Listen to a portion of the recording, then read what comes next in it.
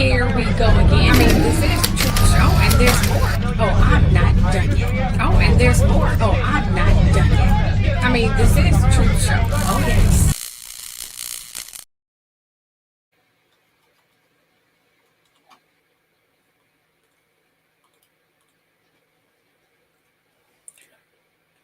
Hello, everyone. Hello. Just waiting for more people to come into the room.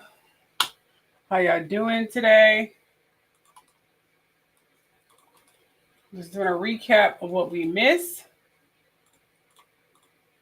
Well, I didn't miss anything. I saw every headline that there is to have. Of course, a lot of it I won't be saying, but do note that I saw a lot of stuff. Yes, I did.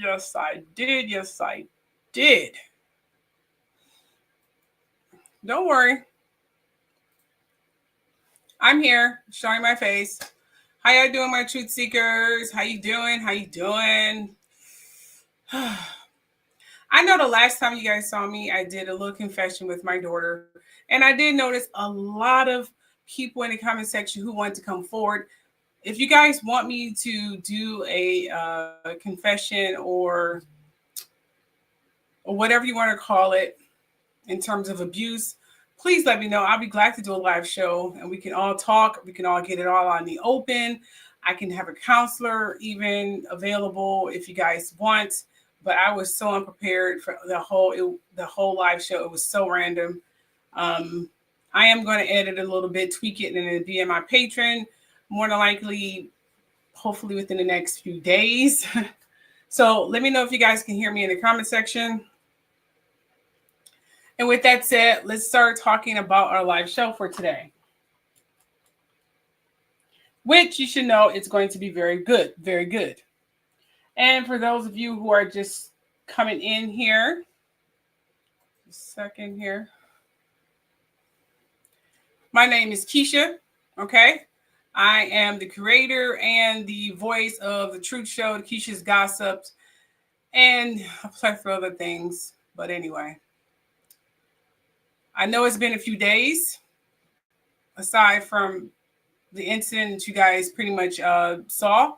I have been ill, so I've only been present online, via chat or whatever the case may be. So, you know what? It's all good.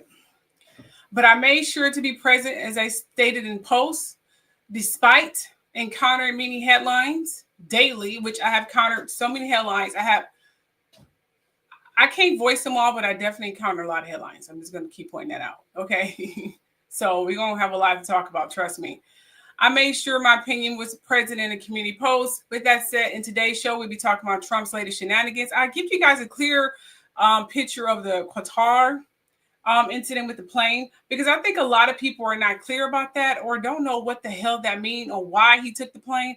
There have been a lot of conspiracy theories in terms of law and is it law. I'm going to give you a clear picture on why he did it, because you know me, I had to get deep into that whole thing he did with that $400 million freaking plane.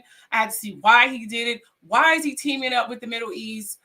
What is going on here? I had to get deep, and it's pretty darn interesting. But trust me, after the end of the show, you guys are going to know more than any other blog, politics, news team, the whole 9 yards, because none of them don't even seem to know. Everyone is just guessing. I went on every news blog it is, and they all repeat what each other says. I'm like, do anyone do deep diving around here? Am I the only one who does deep diving? I mean, freaking darn. So we'll be talking about that. Then we be talking about Chris Brown. Authorities who have taken him into custody in the UK for a crime that was committed 2 years ago. We're going to dive a little deep into that. I think it's more than just what he did, whatever details that may be. We're going to talk about that. A lot of that stuff we're going to be learning together. We're also going to be talking about maybe revisiting, while we're talking about Chris Brown, a certain co-Aquarius rapper named Megan Thee Stallion. Now, I supported Megan Thee Stallion for a very long time. I mean, she's a co-Aquarius, and I may have to take back my support because, yeah, I hate to say this, but a lot of aspects about her I'm just not feeling. I mean, her demeanor and the way she carries herself are not typical for a normal female Aquarius. We're not known for nudity. If you guys notice, most female Aquarius, we're not the nudie kind of type. Where a lot of us are very civilized and have high decorum. We may be opinionated, depends on the month, January, February, but we carry some kind of dignity about ourselves, most of us anyway. She's a bit peculiar, and I try to give her passes, but we may have to revisit that whole thing because she definitely doesn't align with the characteristics of a typical female Aquarian. If there are any Aquariuses in the room, please tell me if you can vouch for that. Okay, I'm just want to put that out there, and we'll be talking about that in a later discussion. Kind of coincide with the whole Chris Brown and Tory Lanez thing. We also be talking about Halle Bailey and the beef with her child's father. Oh, yes, I'll be deep diving into that new generation of young men who seems to want to hit a girl in the face. How you doing? Just be real. I'm glad you're the bravest one to comment first. How you doing? So we're going to be talking about that as well, because this new generation of young men have no respect for the new generation of young women. They all seem to be very violent, and we need to talk about that. Finally, we'll be also discussing the latest Diddy news with Cassie on the stand and how some people are actually buying that propaganda and the image that the defense team portrayed about her.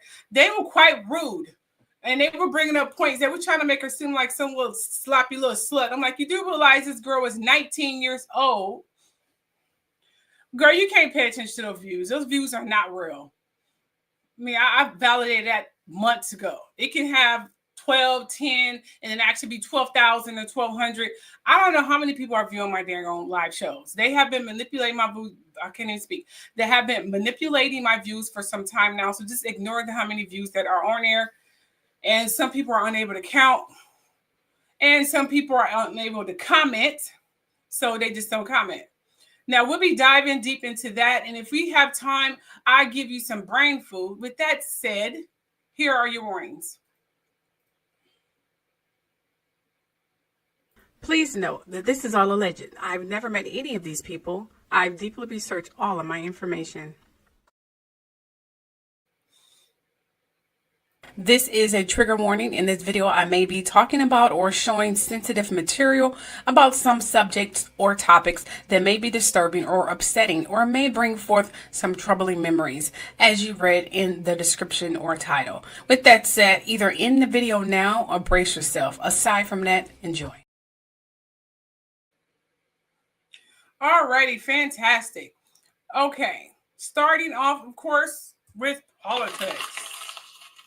That little noise, the crumble paper noise, I had to add that to the slideshow because they didn't have that on this software. So a lot of the effect features I had added on there myself. Just want to point that out. I'm not sure about this whole thing over here. And why is this open? Whatever. I don't have time to figure that out right now. Anyway, Trump, as you know, has been pushing for higher taxes on the wealthy. Yeah, to fund middle class tax cut. His proposal includes raising the top income rates. Well, he want to raise the top income tax rates for individuals earning. This is what they're claiming he's supposed to do. I'm getting mixed information about the taxes. So you and I are going to figure out together what is the truth, because let me just say, if I'm looking over to the left, I'm looking at the navigation of my slideshow. This is where the software is. My left, your right. My right, your left, I'm operating the slideshow. So I'm looking at the clips and the slideshow right along with you. My right to your left. And then when I'm looking up there, I'm actually looking at other windows that I need to be navigating. So you're going to see me looking here, to camera, and there. Just want to point that out. Do not think I'm just not paying attention. That's what I'm doing. And also, the read your comments is over to my left to your right. Just want to point that out because a lot of people get really offended with that. Like, you're not even looking at the screen. What do you keep looking at? It's annoying that you keep looking over there. What is going on? Girl, the pickiness is fucking something else. Anyway, so the rumor is that he's raising income tax rate for individuals earning over $2.5 million. Yes, for $2.5 million, and joint filers earning over $5 million. However, there is Republican resistance to this idea, and the final tax package is still being negotiated.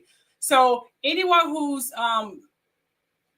not over the 2.5 million, I guess he's not raising, but there's a little stick into that. We're going to talk about that. That says some analysis suggests that his broader tax policies could still lead to higher taxes for middle-class Americans, depending on how it offsets or how it's structured. A report from the Institute of Taxation and Economic Policy found that Trump's proposed tax plan will raise taxes on every working class American while cutting tax for the wealthiest 5%. So, and at the end of the day, he's still, giving his homeboys and himself tax breaks, as they always do. Republicans are known for giving each other tax breaks. I keep telling people they don't get two flying figs about us. Middle class, poor class, whatever the hell class they like to call people limited means, who knows? Okay, make sure you hit that like button, you guys. So while Trump himself has not explicitly stated he wants to raise taxes on lower income Americans, the way his policies are structured could still result in higher taxes for the middle class. It's a complex issue, and the final details will determine the actual impact. Take a look at this clip.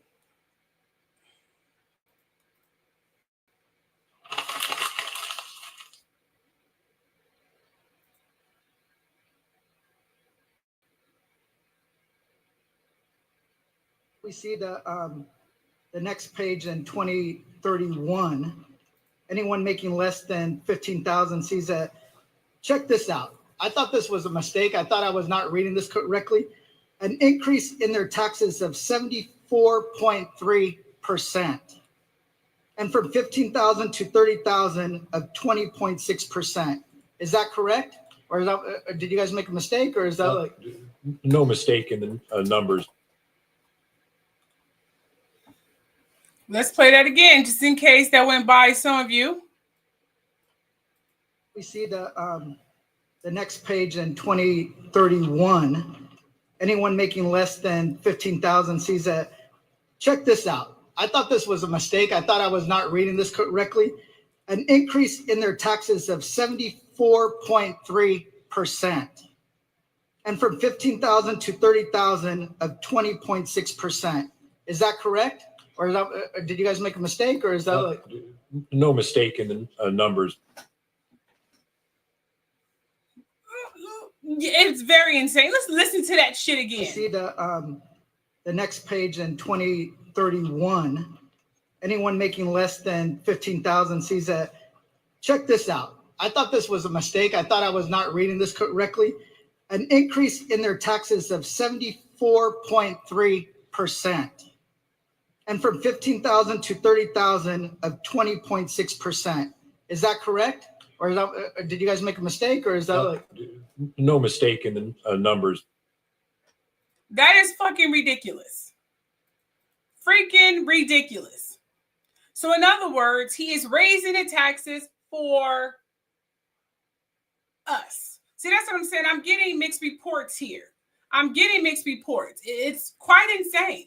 So as usual, Trump is giving breaks to his little homeboys while we pick up the phone, even though they're literally tilting and over the tax budget. They have spent billions and billions, almost damn near $1 trillion, and they just spend it. Him and his family. He don't care because Trump is used to not having a budget. He used to buy whatever he wants without a budget because that's the way he was raised.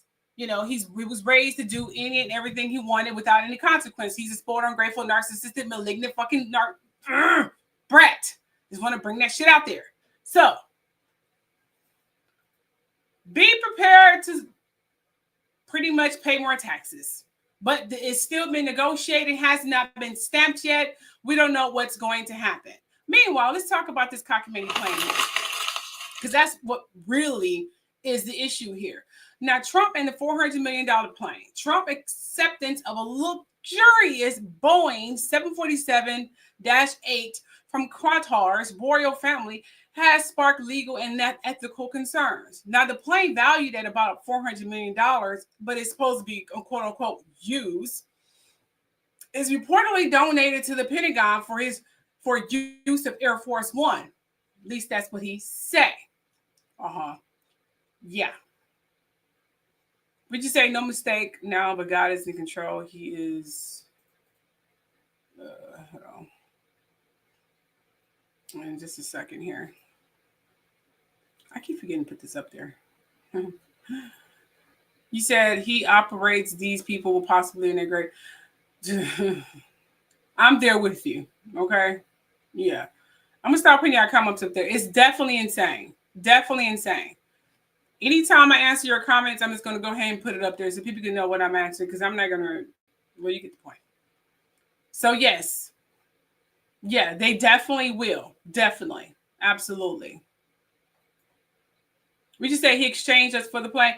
Girl, we are going to get deep into that in a minute. I'm telling you, it goes deeper than that, honey bun. Y'all going to be surprised when I found that. I'm telling you, it goes deeper than that. It goes deeper. It goes deeper. Yes, it does. Yes, it does. And over on Instagram, I'm not sure if V Bird is in there. Share over there.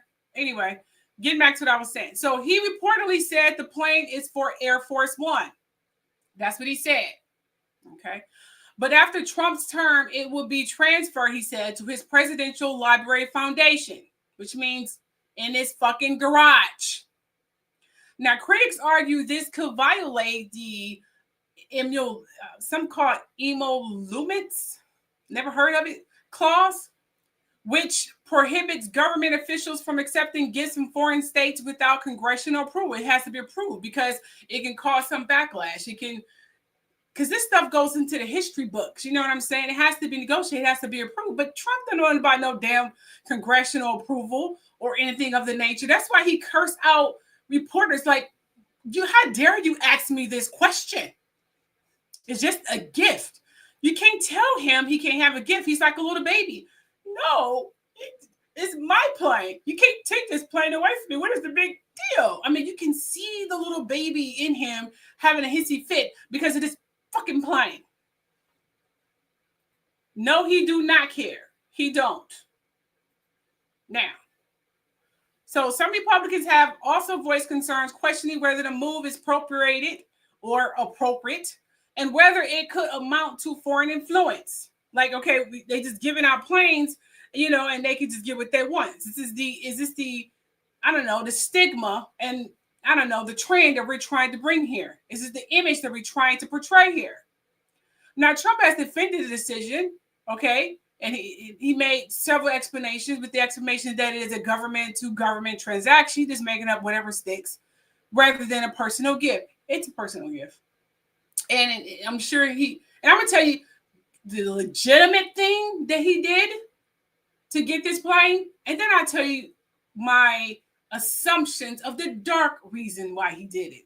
Now the legitimity, sorry about that, of this arrangement remains uncertain. And it's possible that the Congress or courts could challenge it. So they could challenge it and make him send that plane back. But so far, they haven't done anything. They're too busy trying to fight him on this deportation shit. And I don't know what else the federal government is doing, because I guess they're busy with other federal cases that we don't know about, because the only thing I see them doing and fighting back is this deportation stuff. You know what I'm saying? So let's dive deeper into that reason. Remember, I told you I was going to do that. I'm the Truth Show, and I always dive deeper. Hit the like button, you guys. Hit that like button. Make sure everybody is hitting that like button. Okay. However, to dive deeper, it appears that Trump's recent tensions with GOP lawmakers over Middle East policy and defense spending played a role in the situation. Some reports suggest that Trump's upcoming visit to Qatar, Saudi Arabia, and the UAE may be an attempt to smooth over diplomatic concerns. You see, Trump's Middle East trip has been characterized by high-stakes diplomacy and make sure you don't have anything else to say, and business deals, but also by growing tensions over key geopolitical issues. Now, here are some of the major points of friction. So we have the Iran nuclear talks here. We have that deal. Now, it seems like the U.S. is trying to revive negotiations with Iran, but there is uncertainty over whether Iran will be allowed to retain limited uranium enrichment capabilities. It's always about nuclear weapons and uranium weapons to make these weapons. At the end of the day, it's about products and money. Product and money. That's at the end of the day, that's exactly what this is about. Oh, and of course, weapons. Products being weapons, but you get what I'm saying. They need the products to make the weapons, and that's currently where all not. Well, I take that back. Actually, there's a little bit more. So they need the uranium enrichment capabilities. Of course, they need this. Trump has insisted he don't give a shit about this, as long as he can pay. Trump has insisted that Iran must never obtain nuclear weapon, but discussions remain fragile. Well, if the dollar's big enough, he don't fucking care. Then there's the Israel-Palestine conflict. The U.S. has been pressuring Israel to finalize an agreement with Hamas before Trump's visit, warning that if Israel doesn't cooperate, it may be left to handle the situation alone. Reports suggest Trump has cut off direct contact with this Netanyahu. Not sure how you pronounce his name, but it's Netanyahu. Assuming that's how you pronounce his name. Over concerns this Netanyahu, or Nayahu, whatever you fucking say his name, was trying to manipulate him. Now, Saudi Arabia has emerged as a key mediator in the Ukraine-Russia or whatever war. And during this trip, there were rumors of a potential summit between Trump and Putin. However, the White House has since ruled it out. So just to pretty much sum it up, if you haven't followed, okay, Trump, Iran is trying to get a hold to the uranium enrichment products, and you have the this is stupid. You have the Middle East, who is actually in friction with that as well. But then you have this conflict, the Israel and the Palestine conflict, all about the uranium soil or the enrichment, whatever they need for their weapons and all kinds of shit they need this for. That's currently in Iran. Okay? So to take over that land is what they're trying to do. Okay? If that haven't, been followed. But you have Saudi Arabia, these people who claim they're descendants of Abraham or something like that, which they are not. Because if they're worried they won't eat these damn things over their fucking heads, they'll be filled with melanin and that will be unnecessary. They're robotics, like our people do. Not this, because the sun burns their fucking skin, but whatever. So you have Saudi Arabia, who's in between, trying to cool the waters because they want the soil and enrichment uranium for their quote unquote weapons as well, even though their soil is enriched with oil and all kinds of shit. But that's a whole nother fucking story. At the end of the day, it's all about money and weapons. So yeah, Saudi Arabia trying to be a peacemaker, but being snakes, trying to, solve or smooth the troubled waters between these two fucking countries who are all looking for this soil here. So that's where we're currently at. So you have Saudi Arabia, who's trying to be the mediator, but sneaking in the middle, like they're over there, yeah. And you have Saudi Arabia, like right there at Trump's, shaking hands by there, yeah. Okay, y'all fight. Go ahead, cool. But guess who signed the deal? Middle East, yeah, Qatar, whatever you want to call it. Yeah, they signed the fucking deal and then gifted him with a $400 million used plane while they're up there. Yeah. And they signed the deal. See, that's pretty much where we're at right now. But I'm going to break it down a little bit more here. Trump is not handling this situation like a fucking president. He's handling like the bad businessman he is. Who can pay me? Who's going to give me more money? Fuck the innocent lives that's being lost in these freaking countries. Who gives a damn? He don't give a shit about these people. He's saying, who's going to give us the most money? So he's sitting up there, what you going to do for me? You ask for my help. What are you going to do for me? This is Trump. So you have Saudi Arabia, Middle East, whatever, Qatar. We'll give you a plane. Okay, cool. But would this be a conflict of interest with the other deals we have with Iran and whatever? No, he don't give a fuck about them people. Who cares? He said, I'll try to go there and try to do something. I don't know, try to cool some waters. But if they can't work it out, I don't care. Leave me out of it. You know, I'm going with Saudi Arabia and Middle East because they gave me a $400 million plane. All y'all want is handouts. This is in Trump mind. Screw the fact that they have the soil that we also do need for our weapons and other sources. Fuck that. Who gives a shit about that? Saudi Arabia don't have, they have oil. You offering them a big enough dime without war, they're willing to do it. All they care about is money down there. So what's the issue here? So you fucking up a deal that we can have with Iran, you can fuck up the deal. He's not thinking like a leader. He's thinking like a businessman. So while Trump has focused heavily on economic deals with Saudi Arabia, committing $600 billion in total investments, including the plane, sure, including defense and AI infrastructure. AI. So the root of this, aside from weapons, soil, money, is AI infrastructure.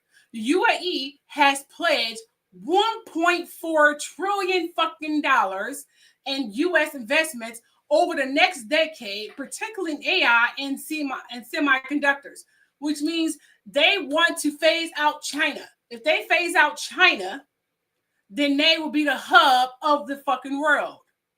Because Trump has a problem with fucking China.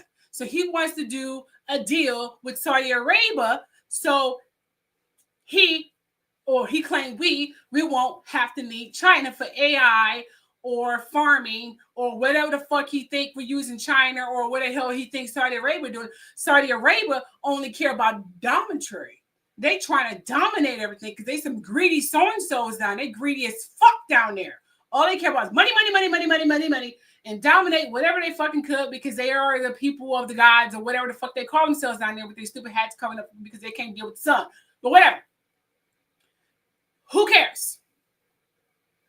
So they are slowly moving in. Where meanwhile, you have the Iran and Hamas and all the people just yep. And you have Saudi Arabia and the Middle East, Qatar, sneaking in, making a deal and shit. Investing total of $600 billion, but totaling about $1 trillion. And controlling our AI and the information that's given to us because they don't want people to know the truth about their country. And we're going to dive deep into that because I'm Keisha and I always dive deeper into shit because I just do. So, however, critics argue that Trump's business-first approach is sidelining urgent diplomatic concerns such as the humanitarian crisis in Gaza. We do need Gaza. They do have things that we've been using for decades now, Trump. Yes, Why do you think we help them, you stupid fuck? He don't get it. He's looking at it as a business perspective. So now, that's why we're forced to make a deal with fucking Ukraine and get their soil, which we was going to do in the first place, which is why we were helping them. Because not only do they have great soil, but they can also be included in NATO just in case of another war. But now he fucked up deals we had with China. And the UK is slowly phasing out because of the whole Meghan and Harry bullshit. So you know what? This is where our defense team is going to crush because once again, he's looking at it as a businessman and not as a fucking government leader. But you know what? Who cares? Who cares? Whatever. I don't even fucking care anymore because he's a freaking idiot. And this is who freaking goddamn Elon Musk rigged the election for because he's an idiot too. I don't know how rich people can be idiots. Fucking idiots. Seriously. And I'm not even done yet because this shit goes deeper. Meaning, let me break it down in layman terms, the U.S. is backing a massive AI hub in the UAE. So this is about AI. It's not just about weapons, soil, money, oil, or farming, or whatever the shit trying to phase out China. It's not just about that, because that's primarily what it's about. And that's why he's trying to bring Saudi Arabia in here to phase out China. That's what it is. He don't want China anymore because he pissed off at China for not kissing his ass. So he want to phase out China for whatever stupid fucking reason. Why, I have no idea. But we'll discuss that in a minute, because it may be another reason aside from that. It's also another reason. So you have these people who think they're the descendants of anybody in the Bible. They are saying they're positioning themselves as the largest outside American ally by expanding cloud services, which means they're going to team up with Apple as well, and ensuring U.S. tech security standards. They are countering China's influence in shaping the Middle East AI infrastructure. So they're saying if we can get Trump to invest in our AI, and then we can get Apple and cloud, well, all those people to invest in us, we won't need China anymore. We can control the information that's been given. Talk about world dominant. Meanwhile, you have Iran and all the people fighting, and Saudi Arabia just sneaking on through the back door, making $1 trillion fucking deals and trying to take over our AI infrastructure and our iCloud, or cloud in general. That includes Google too. So as usual, his focus is solely on monetary gains. That's Trump. Not to mention these foreign leaders invest in the AI, whether it's for nuclear weapons or information, etc. Now, this could have a negative impact on our national security and more, because they have access to that as well. If they have access to our AI and the cloud, and pretty much the dominancy of the root of what the White House and the government uses. They want access to all of it. If they have access to that, that will make them unlimited power. We don't know who the fuck these people are. So that's again, can we truly trust these foreign leaders? And why should Americans suffer because Trump has issues with China?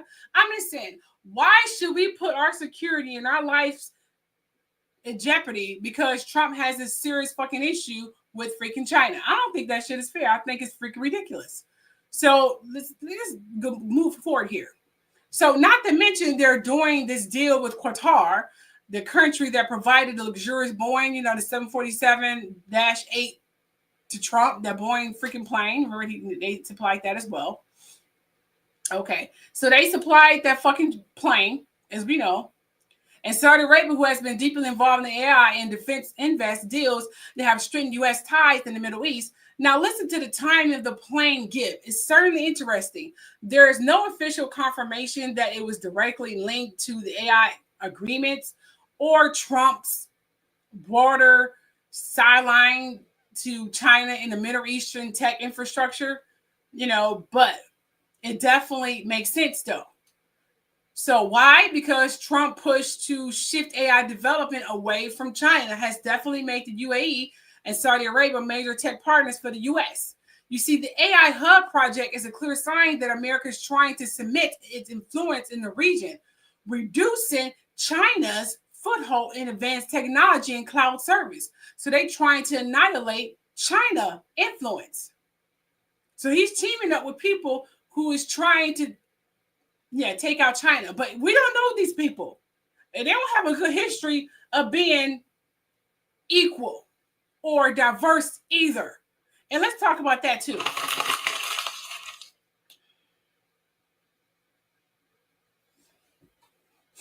Let me read your comments for a second. I want you guys to take a look at these clips. We are going to talk about Chris Brown in just a second, right after this segment. Yeah. We're talking about Chris Brown. Yeah, it gets real. It gets real. Trust me. But here's a few clips on this of y'all should be taking this serious instead of listening to these cockamamie celebrities and they silly fucking issues. Because this is messing with our safety. It's messing with our money. He's going to be in our pockets. I'll get into y'all little celeb gossip, y'all juicy hot topics that y'all so obsessed with. But let's get the business out of the way and then we start talking about the bullshit. So the royal family of Qatar is offering Donald Trump a bribe in the form of a $400 million check. Donnie's all about it. Hell yeah, I'll take it. But there's a problem because in the Constitution, there's something called the emolument clause. You can't take bribes. It's against the law. And we know that Donald Trump doesn't pay attention to the law very much, but this is a sticking point, not only for Democrats, but for Republicans. It's one thing to take some small token or something like that. That's even illegal. But a $400 million plane. Needless to say, this has got some pushback. People are pissed about it. Like I say, even Republicans. And now I hear Donald Trump and the Trumplefucks trying to explain it away. And I'm having a problem with their explanation. They say, I don't know why you don't understand. They're not giving it to Donald Trump.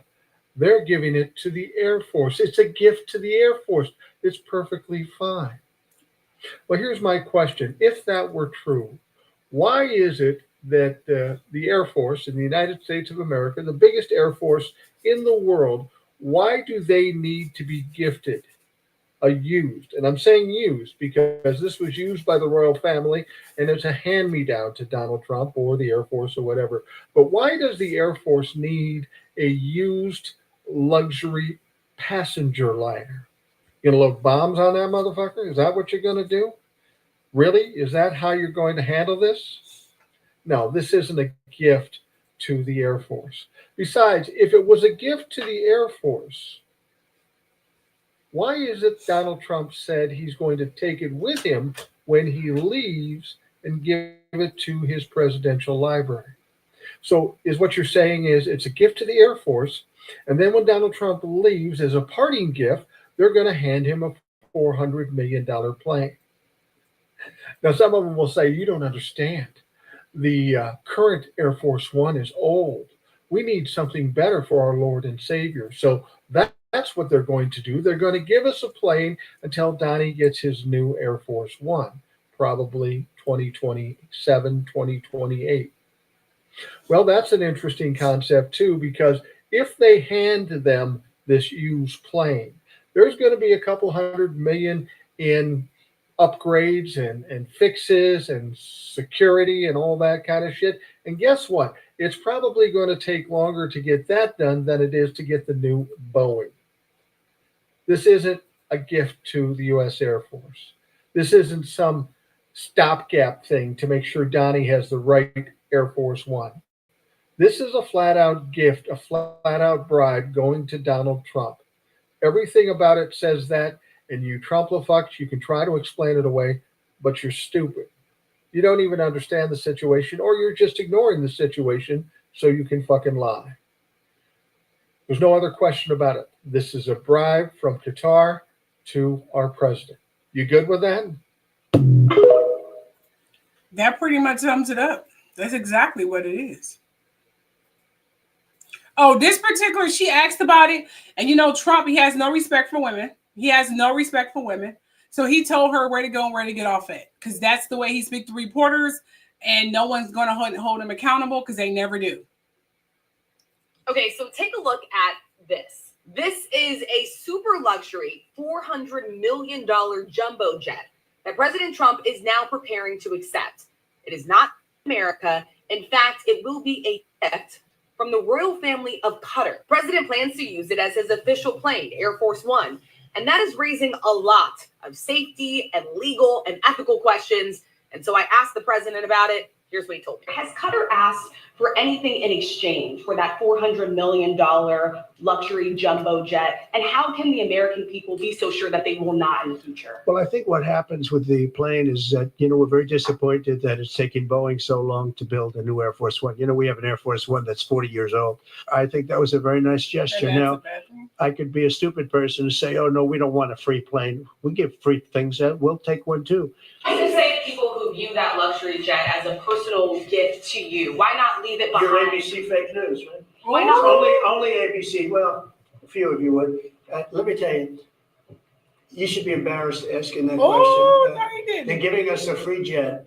I could say, no, don't give us. I want to pay you $1 billion or 400 million or whatever it is. Or I could say, thank you very much.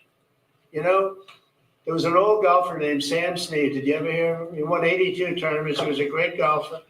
And he had a motto: when they give you a putt, you say, thank you very much. You pick up your ball and you walk to the next hole. A lot of people are stupid. They say, no, I insist on putting it. Then they putt it, they miss it. And their partner gets angry at them. You know what? Remember that, Sam Snead. When they give you a putt, you pick it up and you walk to the next hole and you say, thank you very much. Respectfully, sir, as a businessman, some people may look at this and say, have you ever been given a gift worth millions of dollars and then not received anything? It's not a gift to me, it's a gift to the Department of Defense.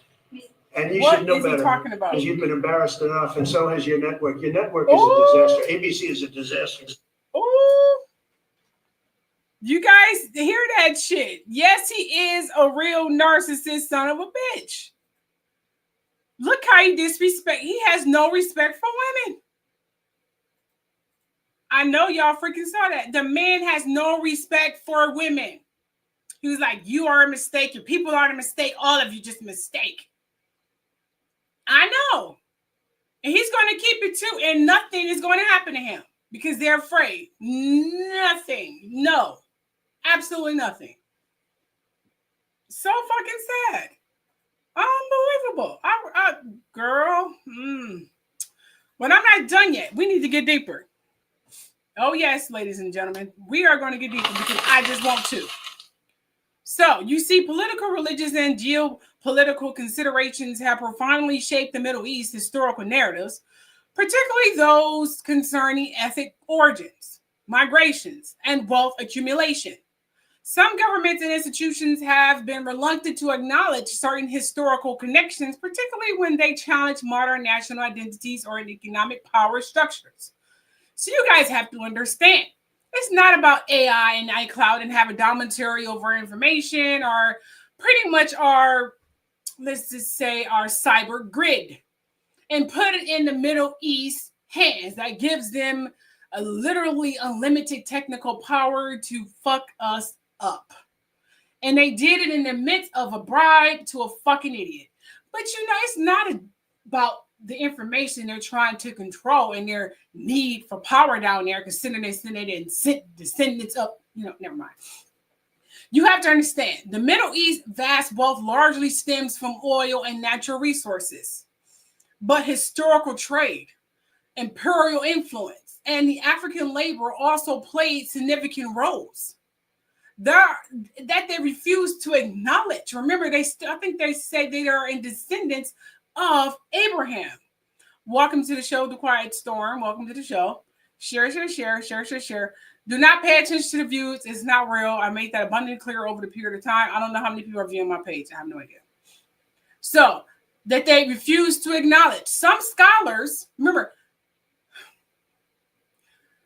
the Middle East think they are descendants, I believe, Abraham or someone. And historical research have discovered Abraham is not of Caucasian or whatever lineage that's not melanated. Most of the individuals in the Bible are not non-melanated individuals. But you can believe it or you can't. I really don't care if you don't research. So, but they believe they are the descendants of Abraham or someone in the Bible. They refuse to acknowledge the African, Negro, Black roots of that particular land. It's limiting and everywhere in that fucking country. So some scholars argue that historical African contributions, considering they got their vast fortune and things of that nature from historical excavations and findings in that land that our descendants have left over there in that fucking country, they have used it for their own political and monetary propaganda. I'm surprised karma hasn't got them yet, but you know, maybe they're coming a little later, especially if they start fucking up with our country. So they have been left to become richer and richer and richer and richer. And now they are pretty much spreading their cockiness over here where historical proof and research has says this is the Holy Land. Yes, with great research, this is supposed to be the original Egypt. Don't believe me? I don't give a damn. But do your own research. So now they're trying to come over here and take advantage of a narcissistic, malignant idiot to try to gain more popularity and fame. Let's see how that pans out. So some scholars argue that historical African contributions through migration that they have pretty much done over the years is how they got rich. Trade and intellectual exchanges have not been fully acknowledged in mainstream narratives, especially in the Middle East. They haven't left. You see this little picture here? Remember this picture that I believe is from The Simpsons? This is what they're trying to do. They're trying to implement Project 2025 to make sure they have war dominatory over everything in the world with the help of Trump. They're trying to make this picture come to life. So the push for AI and technical dominance is another layer in reshaping global power and how historical fits into their narratives. So these are the original people of the Middle East. All these people originate from the Middle East. They took their head garments from the bonnets, the head wraps. They originated from African roots, of course, Egyptian roots, but also, and they carried down to the Moors. And we picked up with the bonnet wearing and the do-rag wearing. We still carry on that cultural tradition that has been genetically inscribed in our DNA to automatically do. So for any race to say they are the descendants of these carvings is completely ridiculous because they don't carry on the tradition that has been genetically carried through their descendants.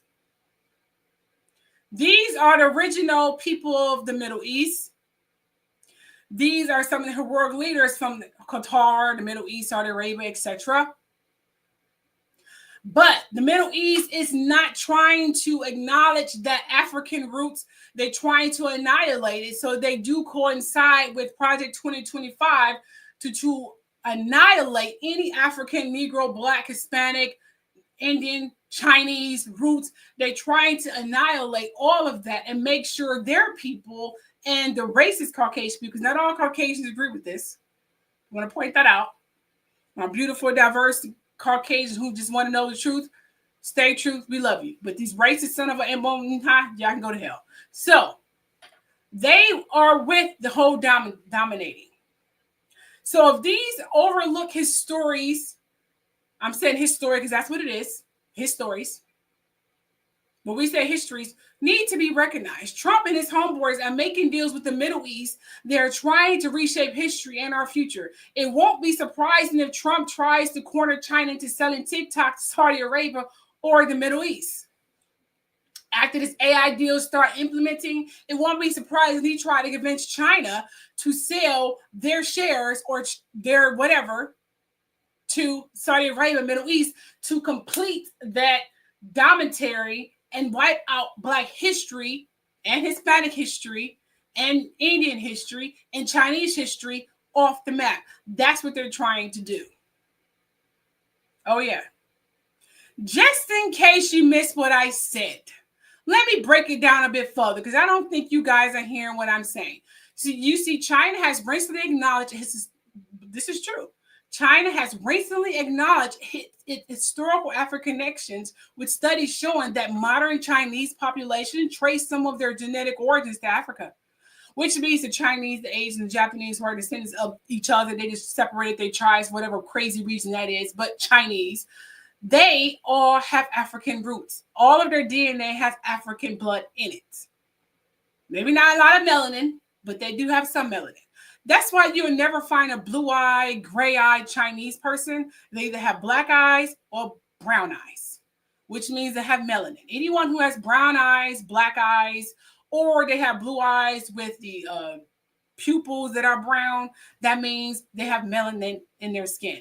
Scholars have also highlighted the presence of Black communities in ancient China, particularly in southern regions where African traders and migrants influence local tradition. So which means the Chinese are descendants from us. They are brothers and they are sisters. Will they acknowledge that? I think they acknowledged it recently because I saw in their little news programs that they do know that most of their people have African blood. Oh, yes, that's true. Which explains so fucking much. Just saying. And so are the redheads. That includes the Caucasian redheads. They are descendants of albinos. And, of course, the redheaded Negroes. That is a fact. So redheaded Caucasian people, they are descendants of us too. Just want to point that out. So this recognition challenges long-standing narratives and could shift global perspectives on migration, trade, and cultural exchanges, which means they're trying to dominate everything. Meanwhile, the U.S. is working to sideline China in AI development. So it's a war between Middle East and China when it comes to AI development. If you control AI, the cloud, and the grid, you control everything. That includes weapons, the information is imported back and forth because everything is moving toward technology, and they trying to get a head start in trying to control the grid of technology, the base of technology. If they can control that, they are having unlimited power, and that's where the race is currently at. So China and AI development strengthening. Remember, China's been ahead of the game like 10, 15 years now. Middle East is trying to catch up to that game. But you have Trump and his little issues with Chinese, primarily what I just told you, because of their lineage. He knows he's not fucking stupid. So he's trying to phrase them out and go with the wannabe descendants of Abraham, modern Middle Easterns over there. You know, he's trying to go with their whole white power plan here. So Middle Eastern nations in Saudi Arabia and UAE. So you understand, if China continues to embrace African roots, it could reshape historical discourse and geopolitical alliances in unexpected ways, which is why Trump and his team are trying to make this deal with the very whitewashed Middle East. This will be continued, but I talked about a little bit in my mitochondria E video I made like a couple years ago that no one probably didn't pay attention to because it's China's blacklisted. So I'll try to link it in my community post and you guys can check that out later. Okay? Now, move on to celeb gossip. Whew, I had to get through that because I know you guys are rushing me to get to celeb gossip. Okay. Now, Halle Bailey, restraining order. Apparently, a Los Angeles judge has granted a restraining order to The Little Mermaid. I never saw that movie. I don't have any little kids to see Little Mermaid, so I didn't watch it. Sorry, I'm sure it was beautiful, but my daughter's grown. I probably should start watching it because the business I'm trying to get in, I should probably start watching these Disney movies, but it's been a long time since I had to watch these Disney movies. Thank you. But it's been, never mind. So you have the Little Mermaid actor and the singer Halle Bailey, who's very beautiful and talented, who says her ex-boyfriend, who the fuck he is. Okay. All right. Commencing Kiki. Keisha is gone. Kiki came in there a little bit, but we are about to talk about celeb gossip, and this is Kiki's dormitory. Yeah, she's about to commence. You know how Kiki is. She don't play. Kiki is here. Kiki is here. Let me quit. Who says her ex-boyfriend, the rapper, the YouTuber DDG, has been repeatedly violent with her, and she fears for herself and the baby they have together. So the judge on Tuesday ordered DGG, where the fuck his goddamn name is, DDG, DDD, he, I don't give a damn, whose legal name is Daryl Dwayne Granberry Jr., to stay away from Bailey and their 17-month-old son, Halo, because he think he's Ike Turner or Diddy or Jay-Z, whoever the fuck who like to hit women. Now, the Associated Press reported, this is what the Associated Press reported from the young boy who think he's a gangster, stated that, this is what she said, throughout our relationship, Bailey said in documents requesting the order, Daryl has been and continues to be physically, verbally, emotionally, and financially abusive towards me. I am seeking orders to protect myself and our son Halo from his ongoing abuse. Good for you. I would have called the cops the first time he fucking hit me. Granberry hasn't answered. He probably isn't because he seems to be a narcissistic, ignorant ass little boy who likes to hit on fucking women. Tell him to hit a man like that. Or me. I'm as a king. I kick your ass. Okay. Now you see Bailey 25 and Granberry 27. They were in a relationship from 2022 until 2024. But considering the abortion rights were pretty much dilated and disintegrated, you know, it is what it is. I'm glad that kind of, because they have a beautiful little boy. Now, until last 2024, and since their breakup, there have been multiple acts of violence from the wannabe Ike Turner and Diddy. Bailey said in January incident that she recounts in detail. Like, she's been collecting the receipts. She been like, okay, I'm going to put this on paper because he's fucking crazy. So she basically repeatedly she said this, he repeatedly called her a bitch as she tried to strap the baby into a car seat. Why these men always trying to hit a woman when they are trying to strap their baby in a car seat? I had that same fucking issue, you know, with my daughter and her father. He only wanted to be violent when I had my daughter. When I didn't have my daughter, he was like, okay, she's crazy. I'm not fucking with her, because I'll pick up anything and hit him with. I mean, I'm not playing that shit. Hell, I'm not going to stop. No, fuck that. But he always wanted to be violent when I had my daughter. It was freaking annoying, you know. But anyway, the next thing I know, my daughter's father, that was a gazillion years ago. My husband never hit me ever. He's a wonderful man, minus his flaws. Then the next thing I know, things got physical between us. Bailey said in documents, we fought each other, wrestling and tussling. So she said she tried to fight back the wannabe Ike Turner / Diddy and maybe Jay-Z. At one point, Daryl was pulling her hair like a little bitch. He did slap. Dude, pulling hair? What the fuck? What is wrong with these men? So he's pulling her hair and is slamming her face in the steering wheel because he crazy as hell. And then causing her tooth to chip, which is why she made that little picture video, whatever, showing that her tooth was chipped because he likes to hit women because he's a little bitch. And then she said she stopped fighting back because it was just, you know, a lot of pain. She was in a lot of pain and he probably was going to get worse. He wanted to fight. He had a bad day. And instead of him being a man and not taking it out on his girlfriend, whatever, he decided, you know, do what he does. He took it on his girlfriend because apparently that's the way he was raised. He didn't get taught, said you can't hit women. He saw his little influences like Diddy's and you know, Ike Turner's and the Jay-Z's and all the rest of them people. You know, you hit your women because that's what you're supposed to do. Now, Bailey includes photos of her tooth and bruises on her arms and her filing. In March, she said Granberry entered her house when she wasn't at home and texted her a photo of her bed along with threatening messages suggesting she was having sex with another man. When a man starts accusing you of having sex with another man, that means he's having sex. That means he's cheating.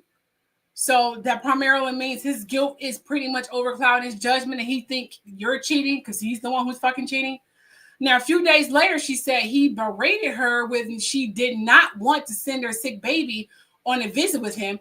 He smashed the ring camera on her porch because, you know, she said no. No wasn't an answer for Mr. Ike Turner and Diddy and probably Jay-Z. When he realized it was recording the confrontation, like, oh my God, she recorded me being myself. This is not good. I'm supposed to be the doting, beautiful, non-violent father, and you recorded me acting like a fucking asshole. She said when she called a relative for help, he took her phone. So he thought he had the right to take her phone and got into his car, slamming the door on the little, I don't get my way brat. As she was holding the baby. So he didn't care that the baby saw him storming off like a little ungrateful. Where's his mother? Where's his boy mother? This is fucking real. Are you guys hearing this bullshit? This is crazy. So Bailey filed a police report over the incident. She also asked the Granberry to be ordered to stop using streaming platforms on Twitch and YouTube to turn his followers against her. So he's on Twitch and YouTube just running his mouth and turning all her followers against her and making it seem like she's just this bitter black woman trying to, you know, take down a Negro black man. And it may have worked for a little bit. Now, whenever he wishes to be upset, he starts bad mouthing her. She said whenever he wishes to cause upset, or cause upset, he starts bad-mouthing me to his several millions of fans. He claims I am withholding our son and that I'm with other men as a result. She said she received threats and hateful messages on social media. Granberry was also ordered not to possess any weapons. The judge can extend the order for about 5 years at January 6th hearing. They should extend it for a lifetime because he is fucking sick. He's giving me the whole little stigma of someone who can be very violent and possibly, you know, unalive her at some point. That's the vibe I'm getting from him. You know what I'm saying? Here are some clips.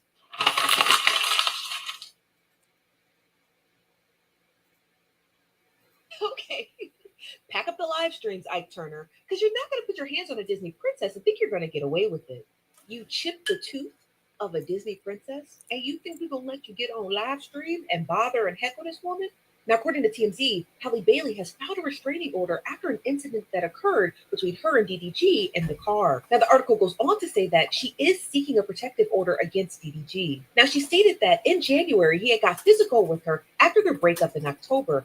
Halle goes on to say in the police report that DDG had came over to pick up their son Halo, and she tried to have a conversation with the rapper about a visitation schedule, which makes it all the more interesting because he gets on the internet, and I'm trying to do the story without screaming, but he gets on the internet and he cries that he can't see his child while the mother has been attempting to get a visitation schedule with you. Now, while she was having that conversation with him, or at least attempting to, and buckling her son in the car, she claims that DDG grew agitated and repeatedly kept saying, "Get out of my car, B-word." Halle stated that Halo, the baby, was crying, and she got nervous about DDG leaving with him in such an agitated state. She goes on to claim that DDG had pulled her hair, slammed her face into the steering wheel, chipping her tooth. Now, shaken up, beaten, and bruised, Halle stated that she stayed in the car because she was more concerned about her son's well-being while she got a ride to DDG's home, and then she proceeded to call her family. Now, here's where the story gets sinister. Halle claimed that in March, DDG had broken into her home and taken a picture of her son's empty crib and sent it to her. And in that picture text, he stated, "Now I know what you've been on, LOL." Now, Halle stated to police she interpreted that message as being that DDG thought she was having sex with someone else. Now, 4 days after sending her a cryptic picture of her home, he comes back to her home, and now he's fighting with her because he wants her son, but she proceeds to tell him her and the baby are sick. Halle stated that after she told him they were sick, he proceeded to smash her Ring doorbell and stole her cell phone. Halle has also included all of the footage of this in her police report, including the Ring doorbell footage before he busted it up. And while taking her phone, he threw it out of the window as he sped off and told her, "Go get it, bitch." Y'all can support DDG if you want to, and I know the people who support him are probably children. And the way that women have been advocating for Halle and stating that she was a victim of abuse, and you guys simply ignored it. And I hope they do grant her that restraining order. I hope that man never sees that child again without supervised visits or at all, because he's nothing but a danger to her and her baby. And he needs to be put in jail. That's it. He needs to get off the live stream and he needs to go turn himself in, because the way that you're terrorizing the mother of your child and your child is sick. I concur. She says Daryl is a professional YouTube and Twitch blogger and rapper. Whenever he wishes to cause upset, he starts bad mouthing me to himself. So pretty much saying what I just said. Move right along here. Okay. She says Daryl is a professional.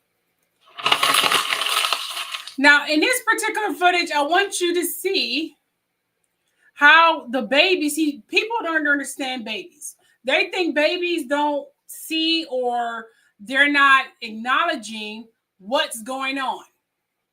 They think that babies are oblivious or ignorant or whatever you want to call it, or not developed enough to take heed to, okay, mommy is being brutally mistreated by dada.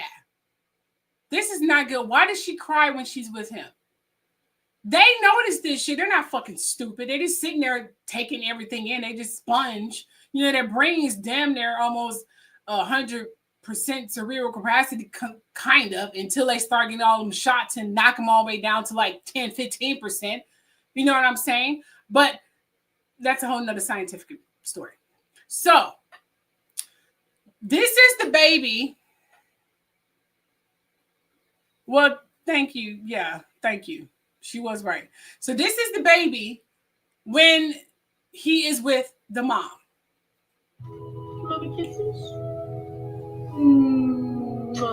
Thank you. Come on, another kiss.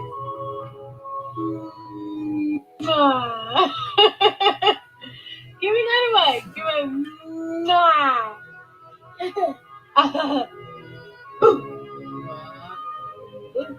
me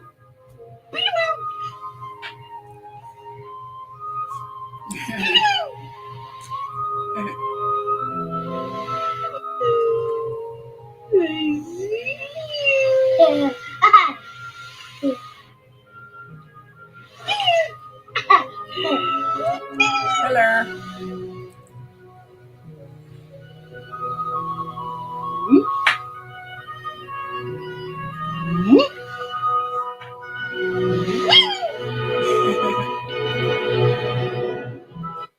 See how happy he is with his mom? He's gloriously happy. Now remember, babies sit back and they are sponges. They take in everything. Take a look at when he's with his dad.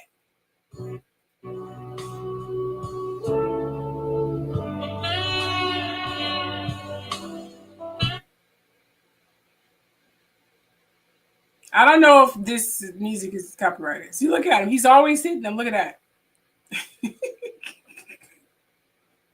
Oh my gosh. He do not like him. Look at this look. Look at this look. He's like, I am going to hurt him one day. I mean, he is seriously, you know, he's like, I'm going to get him one day. That look says it all. I'm telling you. I'm telling you, babies know. They see. They see. They see. This memory of him hitting his mom is instilled in his brain. And he going to carry this little resistance against his father for years to come. Because he remembers. He remembers. No, he do not like him. No, he do not. Absolutely not. No, he do not. Okay, now we got that out of the way. Let's move on to Chris Brown. Oh yeah, he's definitely angry. He's definitely angry. Okay, let's move on to Chris Brown. Not Chris Brown just got locked up because Rock Nation seen it. He said free food. I'm sorry. Let's go back here. Here we go. Okay. So we have Chris Brown, who has been arrested.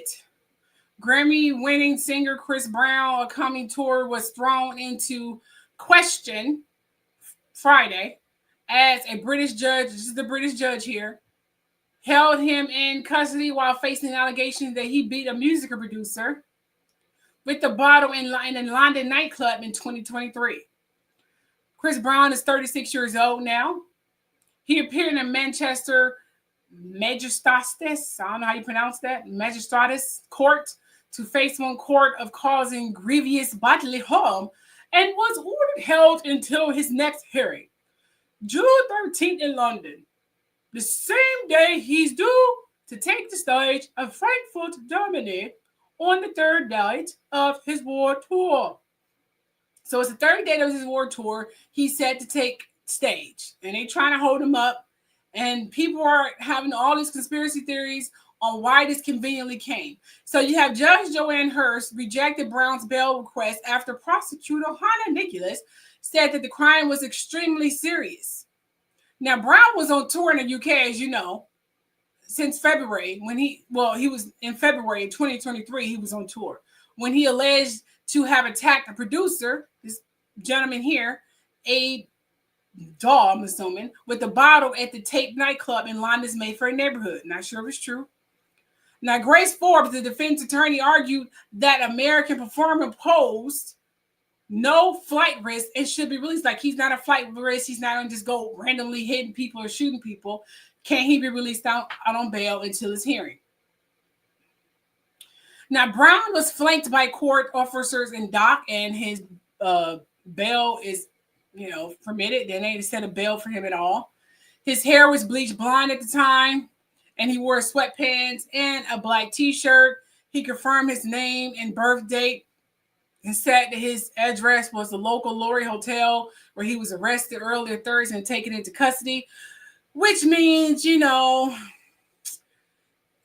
no telling what's going to happen to his belongings that sit in that hotel by alleged friends. While he's sitting in there until June. It's only May 17th, and they want him to sit in there until June. Let that marinate. So it means someone's have to go to the hotel and get his shit and take it home. And there's no telling what's sitting in that hotel while he's in jail until June.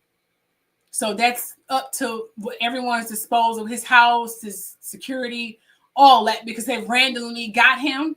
So I hope he called his mom to hold him down, because I won't trust my homeboys with this shit. I don't know them like that.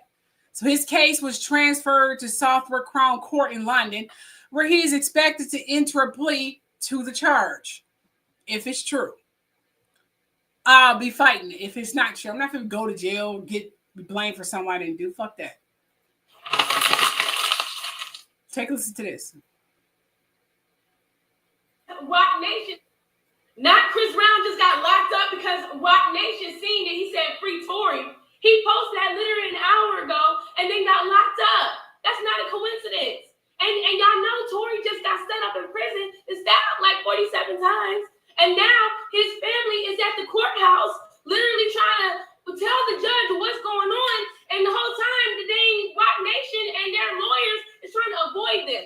On top of that, you got Halle over here suing DDG and trying to get a restraining order on DDG because Rock Nation can't sign DDG. They want to sign him, and DDG said he's not signing over his life. He's not signing over his soul. Literally, he told y'all that. And then on top of that, Deshae is hiding out in a gang hotel because he's scared because of what he said about Halle being a part of the Illuminati. Rock Nation, I don't know what's going on, but ever since that Diddy case came out and stuff is getting revealed more and more, like, I don't know if y'all know this. Very interesting. She bring into some new perspectives. Very interesting. Very interesting. Okay, so from her perspective, she is saying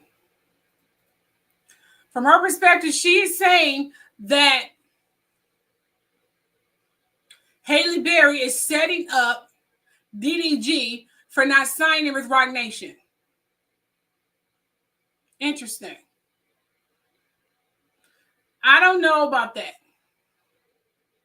But judging from the actions of their son, DDG could have just walked in that trap by himself. I don't know if Rock Nation had anything to do with that, but it's definitely, raising some eyebrows. So we have Diddy in jail, and Jay-Z is up to his old school manipulating behind the scenes devious fucking ways. Like blacklisting my fucking channel and probably stealing my money. Yeah. So Jay-Z is pretty much doing what he normally do. He got Halle Berry to file a restraining order as retaliation for her boyfriend for not signing with Rock Nation. That could be possible. And he could be also guilty of being violent too. That could also be possible. And that's what I'm saying. It's definitely believable. It's definitely believable. Let's listen to what this one has to say. I am not saying anything new. I'm just speaking on what's already out there. But the timing of all of this is very interesting. You have Tory Lanez, DDG, and Chris Brown. Now, I'm just going to point out the similarities between these men. They're all in the spotlight. They're caught up in messy legal drama. And they're all romantically tied to the women connected to Rock Nation. Megan Thee Stallion, Halle Bailey, and Rihanna. And this is where it gets crazy. Recently, Kelsey's bodyguard came forward speaking about it, claiming that it wasn't even Tory Lanez who pew-pewed Megan, and that it was actually Kelsey who pew-pewed her. And now he's in the hospital recovering 14 wounds. He was 14 times, 5 times in his back, 1 under his left cheekbone, twice in the back of his head, and the rest in his torso, arms, and in his chest Thankfully, like Dr. King, it was close to his heart, but did not penetrate. And then Chris Brown posted "Free Tory," and boom, the same day he's arrested in Manchester for something that allegedly happened 2 years ago. He denied his bail. His next court date is not until June 13th. And not to mention the whole Rihanna and Chris Brown thing was a setup. And most of us know the history between Jay-Z and Rihanna is real sticky. Whole nother topic, but let me know if y'all want a video on that. And somehow Rock Nation always walks away clean. While the men connected to their women, they're the ones who fall. But if you think that's wild, wait till we get to DDG and Halle. But we're going to wrap this up. Stay tuned for part 2. And drop a 1 in the chat if you agree. Yeah, it sounds very, very fishy. What in the hell is Jay-Z fucking up to? He is dirty as hell, man. That'd be one man I am just aching to get exposed. Expose! Please! Shit.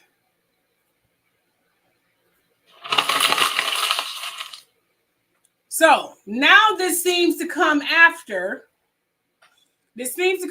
Chris Brown voiced his support for Tory Lanez. You see, there are so many controversies and feuds happening at all same time at first, recapping everything you just freaking saw. Convicted rapper Tory Lanez got stabbed 14 times inside prison, and now Chris Brown has been arrested over an alleged assault inside a nightclub. How convenient. But why has Jay-Z's name been dragged into these cases? Well, fans now know that the famed rapper has rumored beef with Lanez and Brown, but he has insisted in the past, it's all in the past, that he has nothing to do with Lanez's arrest after shooting Megan Thee Stallion, allegedly, or Brown getting apprehended. Remember Chris Brown alleged feud with Jay-Z over, that little fight back in 2009? Yeah. Jay-Z literally tried to blacklist Chris Brown and had help in him getting arrested and sentenced for a very long time, or tried to anyway, because of what he did to his little boo thing, Rihanna. Now, the fans' accusation of Jay-Z worked hard alludes to his rumor feud with Brown that dates again back to 2009. When they allegedly fought over Rihanna. Now, the word is that the Umbrella singer gave Brown genital herpes. But that's worse. The worst thing is that she reportedly got it from Jay-Z, right along with Foxy Brown claims she also got it from Jay-Z. And I didn't even get into the rumors that Usher may have got it from Jay-Z. That's just the rumor, all alleged. The claim was never confirmed. Take a look at this clip. I want to dispel a few rumors because I've been asked to. But this is Tory Lanez's dad preaching about his son and the innocence of his son. My son, Daystar, aka Tory Lanez. Number one, Daystar does not have a drinking problem. He does not have a drinking problem, and that was not the reason why this situation happened. He was not out on the yard, as it was about 6:30 in the morning, and cells were just opened for them to be able to go out to breakfast. On the Thursday prior to this incident, I was called by him, and I was told of the impending threat. And my family and I huddled and did what we always do. We prayed. We get together every single day and we pray. Sometimes it is twice per day. Wherever we are in the world, at a certain time, we're on our phones and we are praying. We pray for him. We pray for you. Because our mandate is not about violence. We're not here for vendetta. We're not here for any of those things. My son, as I stood with him in the hospital room on the first day, my wife being present, said, "Dad, I'm not holding any animosity against this guy. I don't want to take any action against him. Whatever the system does, the system does." But that is his stance, and that is our stance. Might I go a little bit further? Because this will not be the first time I've said this publicly. I bear Megan Thee Stallion no ought at all. In fact, we have prayed for her on many occasions in our times of prayer. So this monster that Alex Spiro tried to create, and when I stood in the courtroom on that day and heard a corrupt prosecutor dismiss the fact that so many people, it was overwhelming the amount of people that sent letters to their office and were called to testify before the courts as they were considering sentence, which had already been decided, and the judge blatantly showed on that day that it really didn't matter what anybody said. It was supposed to be a forum in which it would be decided based on all the extenuating circumstances, etc. But it had already been decided behind closed doors. It's so funny that there is indeed a woman who has made it her life's mission to be the whip in the press or on the blogs. I'm not even going to call her name right now, but those who know. Everything that has to do with Tory Lanez, I believe that she is in some way compensated to spread these narratives. And so before the sentence was read in court, she already knew. That's really interesting to me. Wow. Megan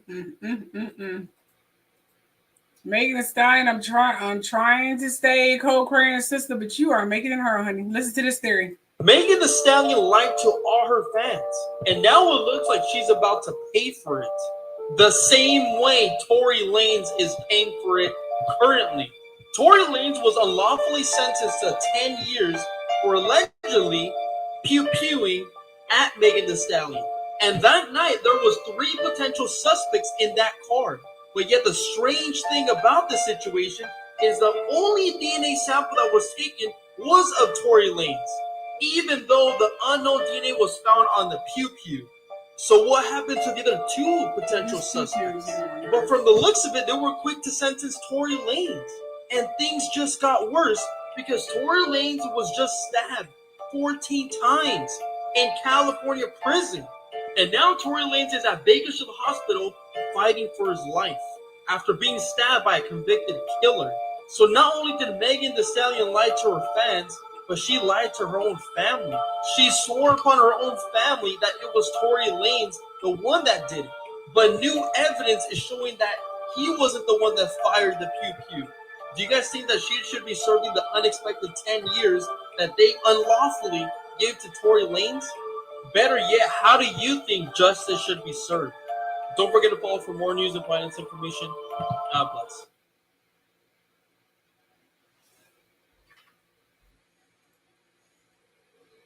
Okay, Megan Thee Stallion, is she a snitch? No, she's not a snitch. Meg's a liar.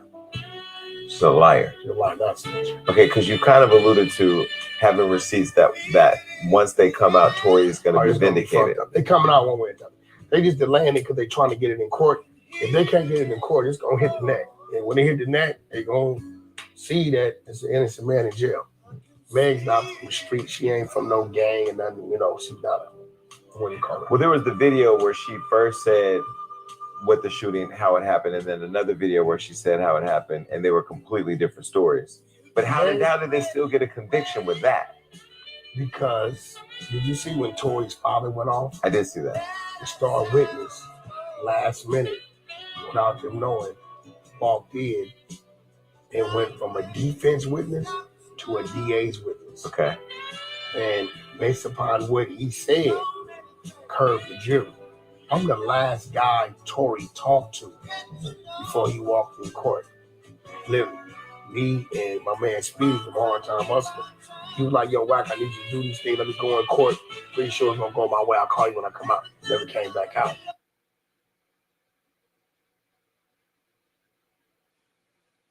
What do you guys think? You think that Megan Thee Stallion is guilty? I'm starting to believe it. I'm going to be real here. I am definitely starting to believe that shit. I'm starting to believe that this is definitely a cover-up. I believe Megan Thee Stallion because she was a co-Aquarius. I really did. But her deep connection with corrupted Jay-Z and the fact that she and Jay-Z may have set up Tory Lanez because of jealousy of Chris Brown connection with Tory. In other words, Jay-Z is being his usual manipulative self and needs to be exposed. I mean, that's all it is. Him playing God behind the fucking scenes. Isn't that how allegedly Beyonce got that goddamn Grammy? Because he pulled some strings. That's what he's doing now. He's pulling strings. Not working hard for it or trying to break the grid from good old hard work. No. He let his money do the making. You know, well, hard work don't mean shit when you got millions and millions of dollars. So that's what he's doing. Karma is going to catch up with him. He can't continue doing this devious shit. Quick recap here. We're going to start talking about Diddy because this is what you guys wanted to hear. Day one, the prosecution points out the pain that Cassie endured and her thought process behind these free calls and beatings. She clearly stated that in the beginning she was all for some group activity. I mean, he did sign her to a 10-album deal, and I think she released, as far as I saw and heard, was, correct me if I'm wrong, she released one song in a video. So a single, I'm assuming. I know it was a hit because she reminded many people a mixture between Aaliyah and Jennifer Lopez, young J-Lo. What she did to me anyway. So day one, as I was saying, gave an insight into how Cassie, who was very young, around 19 years old, not yet 21 years old, was into some group of orgy. She was young and horny and very, very driven. No big deal. She probably was like, this is my man. He loves me. He gonna give me the world. Of course, I'll do whatever it takes. Well, so she thought. Then later it was revealed once, became several times. And then the drugs were getting out of control. And she needed the drugs to cope with all the beatings and the group activity to the point that she was numb and high up for her goddamn mind. And the beating was brutal to the point she became numb to it. Although it did hurt, it was still brutal. Trust me, I know. I got many whoopings as a kid. Many I didn't deserve. It came to the point where I was numb to the pain. So my mother would get belts. Okay, or she would pull down my pants. I was probably like 7, 8, 9 years old. She pulled down my pants in front of everyone and whooped me for humiliation, and so I could cry because I stopped crying. I eventually pretended to cry just so she could stop whooping me for random fucking reasons, shit that people make up. She didn't care. She didn't like me anyway. I took a lot of whoopings, especially from my younger sister, who was well known for her hot temper and mouth. She's an Aries, and so was my mother. That's who I had to live with. An Aquarius in a house full of Aries. You do the math. So here is the quick layout of the jurors. Let's listen to that, and then we'll fall a little bit deeper on the key points that were revealed in Cassie's case. Here are the 12 jurors who will decide if Diddy is guilty or not. Juror number 1 is a 69-year-old male who works as a massage therapist. Juror number 2 is a 31-year-old male who works as an investment analyst. Juror number 3 is a 51-year-old male who works as a scientist. Juror number 4 is a 30-year-old female who works as a deli clerk. Juror number 5 is a 42-year-old female who works as a nursing home aide. Juror number 6 is a 41-year-old male who works as a clerk in a correctional facility. Juror number 7 is a 68-year-old male who's a retired lineman for a telephone company. Juror number 8 is also a retired 68-year-old male who used to work for a bank. Juror number 9 is a 43-year-old female who works as a physician's assistant. Juror number 10 is a 39-year-old male who works as a preventative social worker for a child care organization. Juror number 11 is a 67-year-old male who works as a bank analyst. And juror number 12 is a 74-year-old female, works as a treatment coordinator for an organization dedicated to serving the disabled. So with this layout, ladies and gentlemen, which team do you think will win? The defense or the prosecutor? Let me know in the comment section. And thank you to the person who donated. Thank you. Let me do a hand clap right here. Thank you. This is the first donation of this year. People don't like to donate to me for some reason. I don't know. It's weird. So thank you. Thank you so much. Okay. So who do you guys think will win? The prosecutor or the defense? Based on that lineup. Let me know in the comment section. Let's move on here. Now, the reason I told that story was because Cassie mentioned she did comply with these free calls primarily because Diddy was going to beat her or ruin her career if she tried to leave him or for another executive or another record company or worse, kill her.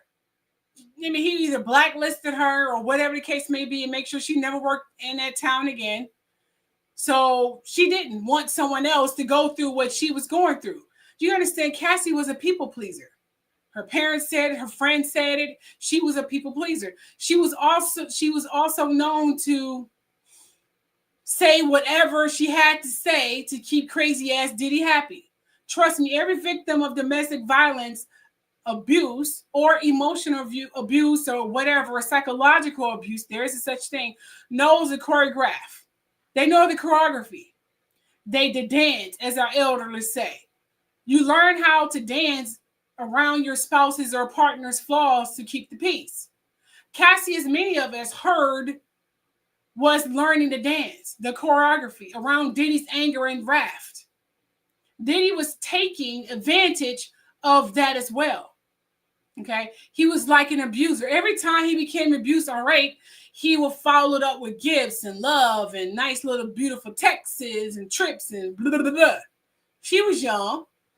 Cassie didn't have a lot of experience with men, contrary to what the defense team later tried to portray her as some horny hussy. And the media's falling, trade to it because they ain't know what some stupid, dumb sheeps. Now, before we get into their disgusting defense, here are a few videos here. Here are the They would stay in the room for 2-3 days at a time, doing nothing but getting high. And then when they came out the room, it was like a different person. Cassie would be like a whole different type of person. She was very quiet. She started really not talking. And that's when I started realizing, like, she's at the point where she's just terrified. When Cassie got in the room alone with Puff, for some reason she was afraid. That was just one of the reasons why I couldn't really talk to Cassie and couldn't really help Cassie, because when she was on drugs, she would tell him everything. So sad. Now, this particular one here,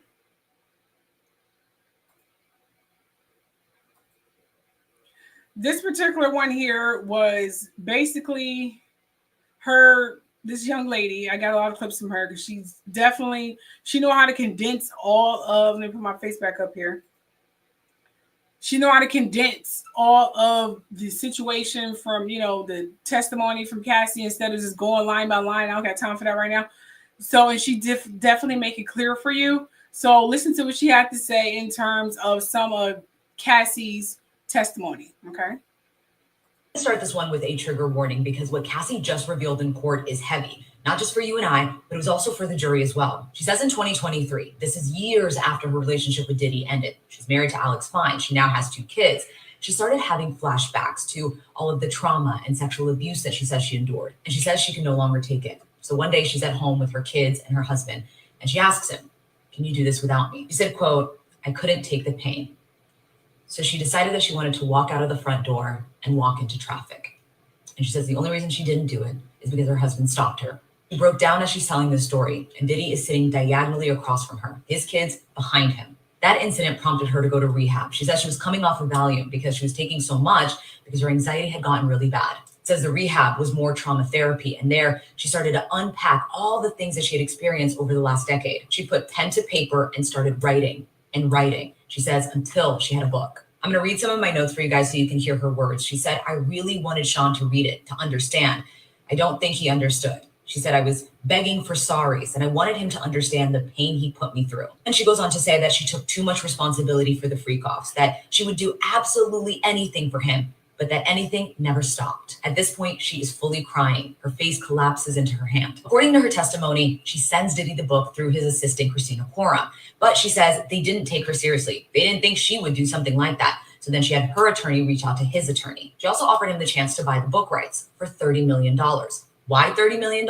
She says she doesn't know. She came up with a number that she felt would alert him, but he said no. She never received any money. And she also says she doesn't know if he even read the book. After that, she filed her bombshell lawsuit in November of 2023, which she settled in less than 24 hours for an undisclosed amount. But today, she revealed that amount. She says she settled for $20 million. That lawsuit sparked this criminal investigation. When prosecutors asked her today, why are you testifying in this case? She said that she can't carry this anymore. The shame, the guilt, the way she was guided to treat people like they were disposable. She said what's right is right and what's wrong is wrong. And she wants to do the right thing. After she was done testifying, I saw a female juror turn to a male juror and mouth, "It's hard to hear." And he nodded in agreement. She then started wiping away tears. There are also a lot of jurors with their hands over their mouths, intently listening. I'm also working on a multi-part series of her testimony. This isn't a part of it. I just wanted to update you as I got out of court. But if you do want to follow along, I'm posting part 4 shortly. It will be in chronological order.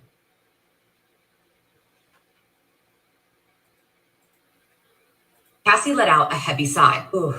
Prosecutors asked about the first time that Diddy brought up the idea of a freak-off, except he didn't call it that. She says that within the first year of the relationship, he approached her about a fantasy that he has and called it voyeurism. He said that it would turn him on to see her have sex with another man. She was 22 at the time, and she says her stomach dropped. Except, in her own words, she actually said, "My stomach fell to my butt." She was nervous and confused. She says that she didn't understand how that could be a turn on, but also in a strange twist, she says that she felt the responsibility of him sharing that with her and that she didn't want to shame him. She said she loved him and she wanted to make him happy. So she hesitantly agreed. And within a few weeks, Diddy had already set up their first freak off. She says that he assured her that they would hide their identity. So they wore masquerade masks, took ecstasy, and hired a male escort. She says afterwards, she felt disgusted with herself, but then she realized how pleased he was, and then started to feel happy with herself because she realized that she did something right, which is please him. She says she realized very quickly that she didn't want to do freak-offs, but was in love and also didn't know what no would turn into. And then I noticed that she started fidgeting in her chair when she said that she didn't want to make him feel uncomfortable for knowing his secret. I do want to note that around this time is also when he started to get physically abusive. She also made a note that at this point in time, he had complete control over her entire career. She said she was super young, naive, a people pleaser, and she was worried that he would leave her, or worse, that he would use those tapes as blackmail. Because she says you never knew what Diddy would get. One was charming, the other was dark. Which is why she did a lot of the thing that she did. Believe it to other people, they're swearing down that, she didn't do it for that. She did it because she's a slut. That is the image that the defense team tried to portray. They tried to broadcast all of her sexual partners that she was forced to have sex with. They made sure they put on that on the maps. Probably was Diddy propaganda employed to try to break up their marriage, to make Alex Fine seem like he just one of many, hoo-has has been running up in her mouth and stuff, the peeing things. That was all just a propaganda to break up their marriage. But Alex Fine probably knew about all this bullshit. So ha to you fucking Diddy. You need to just stay in jail forever, you sick motherfucker. Anyway, moving right along here.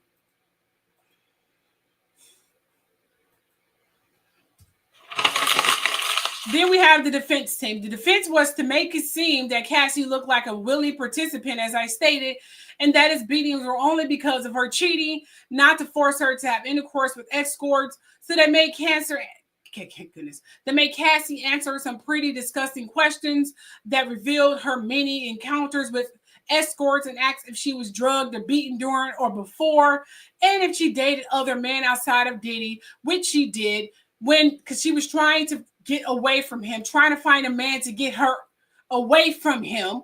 The only man who was man enough to do it, because all the Negro men was bitches. She had to go outside her fucking race to find a man strong enough to get her away from him.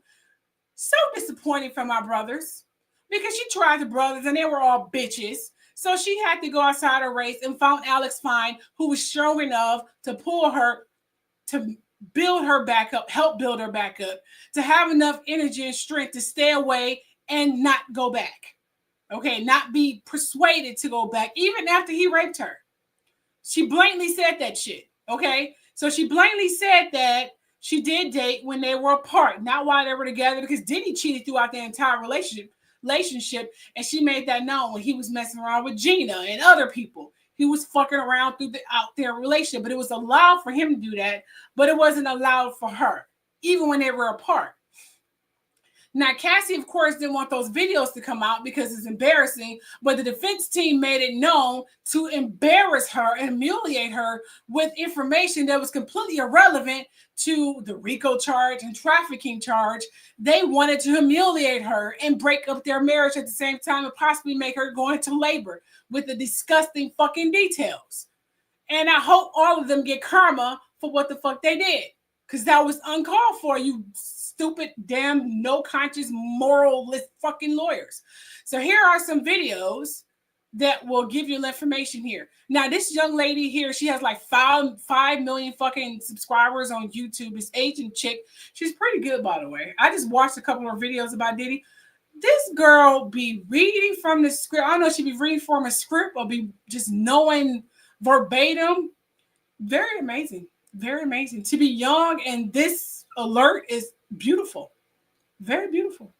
So listen to what she has to say in terms of Diddy legal team. All of Diddy's Really? attorneys are incredibly likable. So you Really? have his lead attorney, Mark Agnifilo. He's known for representing Keith Raniere, Nixium cult leader who was sentenced to 120 years in federal prison for similar charges of racketeering and trafficking. Now, despite Mark's slightly approachable, unassuming look, he clearly is a very intense man. One person describes him as a boxer moving through the courtroom, controlled, watchful, every word is a jab, but this is still probably one of his most challenging cases yet. Along with Mark Agnifilo, you have Tenny Garagos. Tenny she's so put together. She walks in 4-inch heels. She's ready for the day. She's probably most well known for posting a few TikToks last year, more or less defending Diddy on social media, which you can imagine social media and TikTok did not like. All right, here we go again. Diddy sued by a former bandmate. I'm his lawyer, and here's why you should care. And then Brian Steele. I will say Brian Steele is very likable. According to a defense attorney that worked with Brian Steele for 30 years, he says Brian doesn't drink, he doesn't smoke. He can't believe anybody would. He won't curse, even in court, even if he's reading from a transcript. So when he's cross-examining, he will say, so-and-so F word. The court will say, you can read that out loud, and he won't do it. He only drinks water. His lunch is tofu or salmon, maybe a salad, no bread. I've never seen him eat out. He'll bring a toothbrush to court. He exercises daily before and after court, running, swimming, weights. He has 3 kids, a wonderful wife who is also his law partner, and they kind of idolize each other. And then you have Alexandra Shapiro. She's got shoulder-length blonde hair. It's a little curly. She looks incredibly athletic. If you watch those movies about like New York City power woman. Yeah, she's related. She's related to, I don't know if she's related or the spouse. No, Alex, he's not married. She's related to, yes. Mm-hmm. Alex Spiro. Yes. That is the attorney for Jay-Z. So Jay-Z is still underhandling helping Diddy. Let that shit marinate. Who do it all. That's the kind of energy she gives me. Others say, call Alexandra Shapiro if you can afford her. Additionally, on the team, there's Xavier Donaldson, Anna Estavo, Jason Driscoll. One legal expert describes the team as, I'm looking at the team, especially on the first day of jury selection. It seems like they've got people who are experts in their own kind of general areas. I think the team that Diddy has put together are some heavy hitters in their own rights, and they're working together as such. But maybe, at least for this past week, maybe the most important person on Diddy's team is Linda Moreno, the jury consultant. She's here to help decide which jurors would be the most advantageous for Diddy. Are all these people trying to put this girl in jail for this fucking great sick fucker? I hope they lose. So you have all of these conniving, manipulating dumbasses trying to put this woman in jail. Or not the woman, I'm sorry. They're trying to keep this psycho out of jail because they're all stupid. All for the love of money. They know he's guilty. They're not stupid. They know Diddy is guilty. Everybody in the freaking music industry and everybody in Hollywood know Diddy is goddamn guilty. They're not fucking dumb. He's guilty as freaking sin. Take a look at these. There's so much buzz around the Diddy trial, but what exactly is he charged with, you might be wondering? Well, one is racketeering by conspiracy. That's a very serious charge. It actually has a maximum life sentence attached to it. But what does it mean? Well, under the RICO statute, the government can prosecute organizations for their participation in a crime. Here's where that evidence around the so-called freak-offs might come into play. Then you've got sex trafficking, another very serious crime. What's it mean? Well, soliciting or harboring or getting someone to involve themselves in commercial sex acts without their consent. Fraud, force, intimidation could all be used there as well. Then you've got the third crime. You've got transportation for the purpose of prostitution, moving someone to engage in commercial sex act. It doesn't have to be for money. It could be in exchange for something like a career move or affection of some kind or anything else. The prosecution, they have the burden of proof here, and they will at all times to prove every element of all of these different charges. And if they can meet that burden, Diddy faces life in prison if convicted of all of those charges. What do you think is going to happen?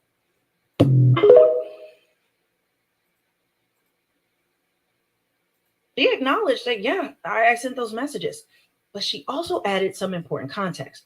Her repeated use of the phrase like at the time became a shield, a reminder to the jury that relationships, especially toxic ones, can evolve and become abusive slowly, insidiously. And this is what makes the defense's strategy so risky. They're throwing around sexy texts in the attempt to erase years of alleged abuse, drug use, manipulation, and of course, the blackmail. But Cassie continues on the stand and she's standing firm under pressure, asserting what might have seemed like consensual at the time and on the surface, but in reality, it was a relationship fueled by control, addiction, and fear. Well, then things actually got very tense, like extremely tense. By midday, the judge had clearly had enough. With the jury on a lunch break, he reprimanded the defense for dragging out the cross-examination and not sticking to the trial schedule. He reminded them that Cassie is 8 months pregnant, actually 8.5 months pregnant, and can give birth any day. And he also warned that if they didn't wrap up the questioning soon, they could actually face medical consequences. So when the defense casually mentioned that they need the rest of today and all of tomorrow, the judge snapped on them. He said, "This is the exact opposite of what I was told. This witness needed to be off the stand by the end of this week." So what happened? His frustration could be felt by everyone. You could feel all of the tension in the room. The defense attorneys, well, they just started shuffling papers and trying to figure it out. But the prosecutors, they stood stoic and they watched everything quietly. I'm sure they felt like this was a victory moment. Now, the moment had some very serious implications. The judge hates surprises, especially in high-profile trials. The longer Cassie stays on the stand, well, the more she's going to get sympathy. And she may gather more from the jurors who see her as a victim of this alleged abuse, especially with her so pregnant. And Cassie is making sure that she's wearing tightly fitted outfits so that you can see her pregnant belly. There you go, ladies and gentlemen. So, in other words, to sum up everything that I just freaking said, okay? And then we're going to call it a day because many of you are probably falling asleep. To sum it up, the defense mechanism is to make Cassie look like a willing participant, and the beats were merely, like I just stated, because she kept stepping out and just domestic, whatever, even though it's still wrong. And when it came to the freak-offs, they were willing participants. Everything was consensual. That's what it was, despite the other evidence. And some of the witnesses are being scared and paid off by Diddy and his little handlers that need to be in fucking jail and investigated by the federal police. And they're dropping out like roaches because they're fucking scared. And like I said, the federal department, national security need to investigate that shit because they need to go to jail for doing this shit. So that's what pretty much the defense is working on here.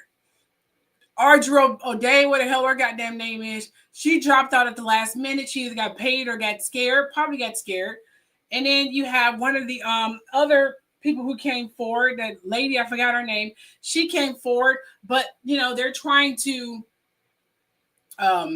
get her testimony dismissed, even though she just coincided with the beatings, which was true. But Diddy trying to get that dismissed. It will not be dismissed, but he's definitely trying because he still think he can get by. Anyway, and then we're going to have more testimonies later on. It's supposed to last predominantly for the rest of the month, so we'll definitely see. Now, moving right along here. Here is some of the background and a little brief preview of the defense remarks. And then we'll stop here. I was going to go into brain food, but it's getting late. It's 8 here, and it's probably, 9, 10, 11, whatever fucking time it is there. So we'll stop at this. Cassie's voice fills the courtroom. She says, I will blink you. I will hide you. I will blink you up. And I will put you in the blinking dirt. The jury hearing her threatening words as the defense plays a 2014 audio recording. And her voice is strikingly different from the soft, mild-mannered tone that she's had throughout her testimony. The audio was from a conversation that she had with a man in Atlantic City who said that he had just seen a compromising video of her. Defense presented this audio to show that it wasn't just Cassie, but also Diddy, who used to freak out about a potential leaked video. They also touched on a time that Cassie was concerned that an escort was recording them, and Diddy said he'd handle it. Because the defense is trying to show that even though Cassie claims that Diddy used to use these tapes as blackmail, that he has just as much, if not way more to lose if those tapes had seen the light of day. Mention his celebrity, his status, and how embarrassing it would be for him as well if it were to get out. And they also flipped the script on Cassie, saying that the only reason the public knows about their private sex life and these freak-offs is because of her lawsuit.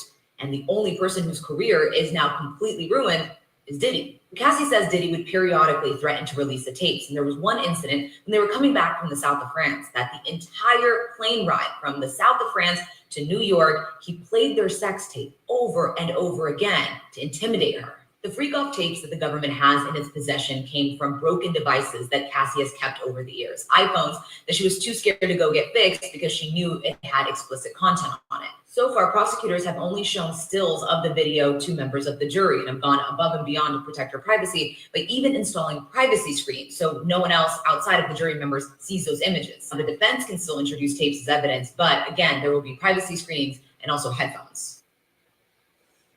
What the hell are they talking about that he concealed it? He was literally selling them in the dark web and to some of his homeboys. 50 Cent came out and said he got one. And don't tell him what that little motor mouth fool done sent it to. Just saying. He was concealing until she came out with the bullshit. A bombshell was revealed in court today that Cassie will receive $10 million from the Intercontinental Hotel in LA. That's the same hotel where Diddy is captured on surveillance video beating and kicking Cassie after a freak-off. The settlement just happened within the past month, but it was the defense that made her expose it through their line of questioning. It's part of the defense's strategy to convince the jury that, in part, Cassie is motivated by money. It was on day 3 of the trial that we learned that she settled her lawsuit against Diddy for $30 million. And even though part of the defense's strategy is that Cassie already had money and access to wealthy men before she met Diddy, they also zeroed in on her financial situation right before she filed the lawsuit. They pointed out that 1 month before she filed the lawsuit in November of 2023, she, her husband, and their 2 kids moved in with her parents in Connecticut from LA. And then Diddy's defense attorney asks her, were they having financial issues? To which she responds, no, we wanted to move back to the East Coast. But the defense doesn't stop there. They actually go on to point out that their only income at the time was her husband's salary as a personal trainer and whatever job she was booking. They go on to say that summer she was preparing to go on tour in New Zealand and Australia, but as soon as she settled the lawsuit with Diddy, she canceled it. But before the settlement with the Intercontinental is revealed, during redirect examination, the prosecutor asked Cassie, would you give the money back if you could just erase everything and never had to have done freak-offs or experience everything that you experienced? And this is when Cassie breaks down. She just starts sobbing. The most she's cried the entire time she's been on the stand. She's grabbing tissues and crying into her hands. They even ask her, do you want a break? But she says, no, I want to continue. And through her tears, she says, I would give the money back so I wouldn't have to work so hard to get it back. And when the prosecutor asks her to clarify what it is, she says her agency and her autonomy. But the defense attorney isn't backing down. It's her turn to ask questions again. And she starts off by saying, this has been hard for you. Your name has been in the press. You face scrutiny. And then she reveals that she settled with the Intercontinental and then asks Cassie to reveal how much for. And when Cassie says $10 million, you can hear audible gasps in the courtroom. And with that, Cassie leaves the stand. And as she's passing me to get out of the courtroom, she just goes, woo. There you go. Where does Rico in? The answer to your question, Rico comes in because, remember, Rico is when he's transporting things for intercourse and things of that nature. Rico is basically because we already know that the Intercontinental, got the 10 million settlement for, he was bringing her back because they was doing a little freak off there. And she was getting beat up because she didn't want to do the freak off there. That's kidnapping and force. And you had the ex-worker who came in the first time and testified. He testified and said that he was called, and yes, Diddy was there directing. He was called to have sex with Cassie, and he did hear Diddy, Sean Combs, beat Cassie during the freak off. Okay, he did say that. So he was pretty much brought on to have X, transported for X, and then paid. Whether it's before and after, he was paid to do that. He did witness Diddy beating Cassie. So did the other ex-workers witness her being drugged and forced to do that. Not even there. All of them said that shit. They saw him beat her and kidnapped her and do all of these atrocious fucking things. So transporting ex-workers for intercourse has been proven several times over by several witnesses, including Cassie herself. Intercontinental, him dragging her to have intercourse again because she wanted to leave to get ready for a performance. That was proven. That's kidnapping. That's kidnapping, and that was force. That is what that is. That's the RICO charges. People tend to forget that because the defense attorney wanted to humiliate her and embarrass her with unnecessary fucking details about piss and stuff. You only did that because per Diddy request, like if you're not going to win, we're going to break up their marriage then. Oh, hope karma get you fuckers. So I'm going to say this, bad karma, because that's sick. Bringing up the piss and her partners was completely irrelevant to the fucking case. Y'all supposed to had came up with the defense if she was willingly. Y'all wanted details to humiliate her in court, to break up their marriage. Sick. How can you look yourselves in the mirror? Never mind. So that's what the defense was trying to do. It didn't work, but they definitely tried. Because everybody, including celebrities, witnessed the vile beatings and security guards between Cassie. Either before he was high, while he was high, it doesn't fucking matter. He was controlling her. She had no other choice. She was stuck in a contract. She was going to do it. He was going to blacklist her, kill her, and no telling what else the fuck he was going to do. So anyone who's trying to object that, you need to look at them twice because they are about as dirty as fucking P. Diddy. And I'm just going to fucking say that right now. So if anyone's questioning that motives, I am not liking you right now. That's what a RICO charges is. Kidnapping, embedding, and force. And that's what he did. And several ex-workers have confirmed that. Diddy is not winning. Now, here's another video. Thank you. I will. Dawn Richard was only on the stand for 20 minutes, and it was enough to make the entire courtroom go silent. On Monday, she'll return to finish, but what she said today was unforgettable. Dawn testified that she worked with Diddy from 2004 to 2011, and in 2009, while at his house to record music, she heard Diddy screaming upstairs, "Where the farks are my eggs?" Then she says she watched him grab a skillet of eggs and try to hit Cassie in the head. Cassie dropped into a fetal position while he allegedly punched, kicked, choked her, and then dragged her up the stairs by her hair. And Dawn, she was frozen, in shock. She didn't call the police. The next day, she says Diddy locked her and another person in the studio, told them what they saw was just passionate love, and warned them, "Where I come from, people go missing when they talk." Then he sent them flowers. And that, right there, is how power silences people. It comes with threats, gaslighting, roses, and a contract. And when the prosecutor asked, "How did you understand that threat?" Dawn said one word, "Death." Defense jumped in, objection, sidebar. The jury was sent home. and we're officially done with week 1 of this trial. But here's what I want to ask you. If this is what Diddy allegedly did in front of collaborators, friends, and employees, what happened when no one was watching? And what does it say about this industry that it took this long for people to speak and even longer for someone to listen? Drop your thoughts, because the showbiz machine protects its kings, even when their crowns are so... Boom. Hey, Andrew. How you doing, girl? What are you doing up so late, girl? How you doing? How you doing? How you doing? Okay, moving right along here. What is this? There you go. All right, moving right along here. And I hope that gives you guys a clear indication when it comes to domestic violence. Okay? When it comes to domestic violence, every domestic violence victim will tell you that you heard it from Tina Turner. You heard it from plethora of other fucking people. Hell, from me.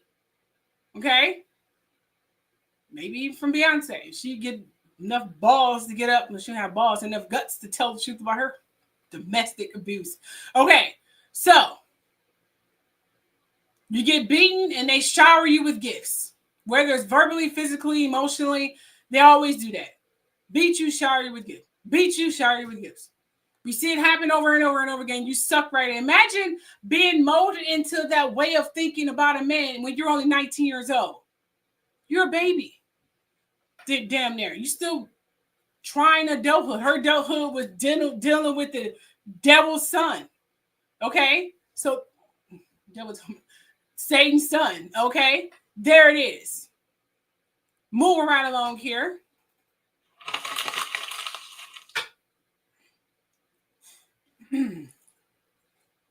I'm just going to go ahead and get through this live show because I don't even know when I'm going to do another live show. It's definitely going to be a while before I do another live show.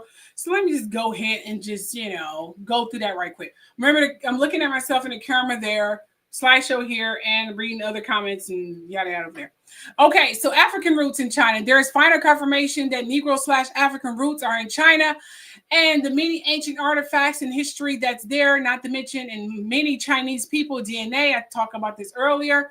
So, which means that the root of China, Japan, all them other places is African, Negro, Black rooted.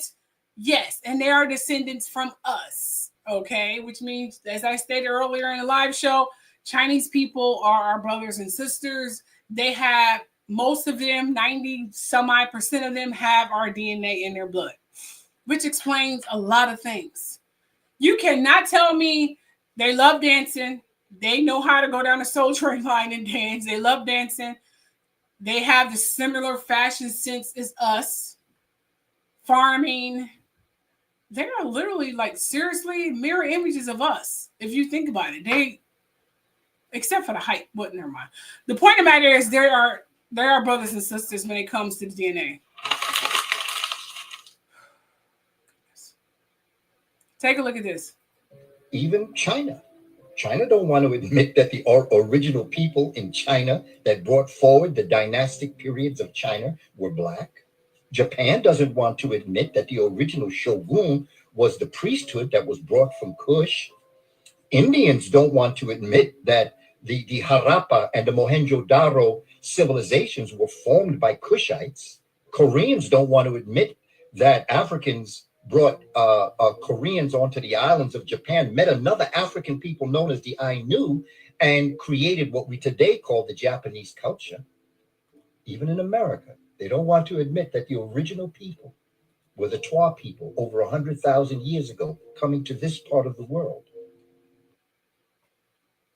Oh, yeah. Qatar people, the original Qatar people, not the ones who praying around here acting like they descendants of Abraham. Where the fuck they descendants they claim they are. Let's see here. You said, oh, thank you.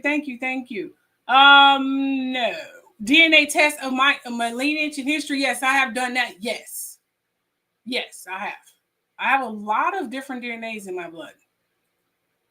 I haven't even told my family, or I tried telling my family not too long ago, but they think I'm a compulsive liar and it's like, whatever, but look here. I don't give a damn what they think. But yes, I have a lot of different DNAs. I'm mixed with a lot of stuff. And I'm not lying. It's quite disturbing. Let's see here. I'm confused about the European aspect because original Europeans were Negroes and blacks. So I don't know about that part. But a lot of African lineage, of course. German, Indian, Chinese, whatever. Yeah, I guess the Chinese is, they say Chinese, but again, is that really Chinese or is just the lineage of my descendant people? I should have known that was part of it, right? Never mind. I mix with a lot of stuff. Seriously, when I put out applications, I got to put 2 or more races because it's mixed with a lot of things. It's kind of wicked. Anyway, moving right along here. Okay, so in this particular clip, you're going to see another part, which means your China roots is definitely African rooted. Yes, this is how, and I said this several times in my earlier live shows and in passing in videos about history. Yes, which means that's how they are acquiring a lot of knowledge in terms of what they're doing right now, probably because lineage of our bloodline, and no telling what artifact they found down there and reverse engineering it to learn its capabilities. This is how they're coming up in advanced technology and why Qatar and Middle East is trying to wipe them out because they're not coming up with anything. But check this out. Did you know Black Africans helped shape ancient Chinese civilization? Ancient Zhou dynasty records mention the black-headed people, believed by many to be of African origin. Fu Xi, a legendary emperor, was often depicted with African features and woolly hair. Some scholars argue that martial arts like karate and wrestling have roots in Africa. From India's spiritual traditions to Ethiopia's medical knowledge, African presence left a lasting impact across Asia. Black civilizations weren't exceptions. They were the foundation of the ancient world. There you go, ladies and gentlemen. I hope that gives you... Now here we're going to do a quick recap here. This is going to be really quick. It's going to go through some topics right quick. Really fast. I'm just going to go through some topics. It's going to be really, really quick. And we got to move on, okay? It's going to be really quick. Okay. In random news here, as you see here, okay, we have Justin Bieber. Justin Bieber is been accused of being in a cult with the pastor who is telling him to get rid of his circle so he can be a full-fledged member. This cult leader is saying they only meet once a month. He don't know why people are tripping. It's not that fucking serious. Take a look to this. Breaking news. Is Justin Bieber in a cult? Okay, so first let me introduce you to the lead pastor at Church Home, Judah Smith. This is the church that Justin belongs to. So this story is being reported by TMZ, who also just released a Hulu documentary entitled What Happened to Justin Bieber? And according to them, Justin has been shrinking his inner circle. And some people close to him who have been cut out say he's being isolated from longtime friends because he's in a cult. And his church pastor, Judah Smith, is wielding a ton of influence over Justin's life. Now, according to Judah, this whole story is bogus. Now, like I mentioned earlier, it's being reported that Justin is shrinking his inner circle. Well, apparently that includes his longtime best friend, Ryan Good, right there. Ryan was also the best man at Justin's wedding. In addition to being the best man at Justin's wedding, Justin and Ryan and some other folks all came up with the brand Drew House. And allegedly, Ryan Good left Church Home because he felt it was a cult. According to TMZ, Justin and Judah confronted Scooter Braun, who is Jewish, about not believing in Jesus. And they also were badgering Ryan about his sex life. Allegedly, there were some comments that were made by Justin's business manager and fellow Church Home members also raised some flags to some people close to Justin. Now let's get into Drew House, y'all. According to sources who spoke with TMZ, Justin felt Drew House was no longer his, and he wanted to distance himself from his ex-manager, Scooter Braun, who was still very much involved in Drew House. Allegedly, this decision didn't happen overnight, y'all. According to TMZ, there was a falling out at Drew House with some of the big board members and Justin. Sources say that Justin wanted to get away from Scooter and Drew House and start his new company, Skylark. And to confirm at least part of this story is true, if you remember back in April, Justin posted this to his Instagram story.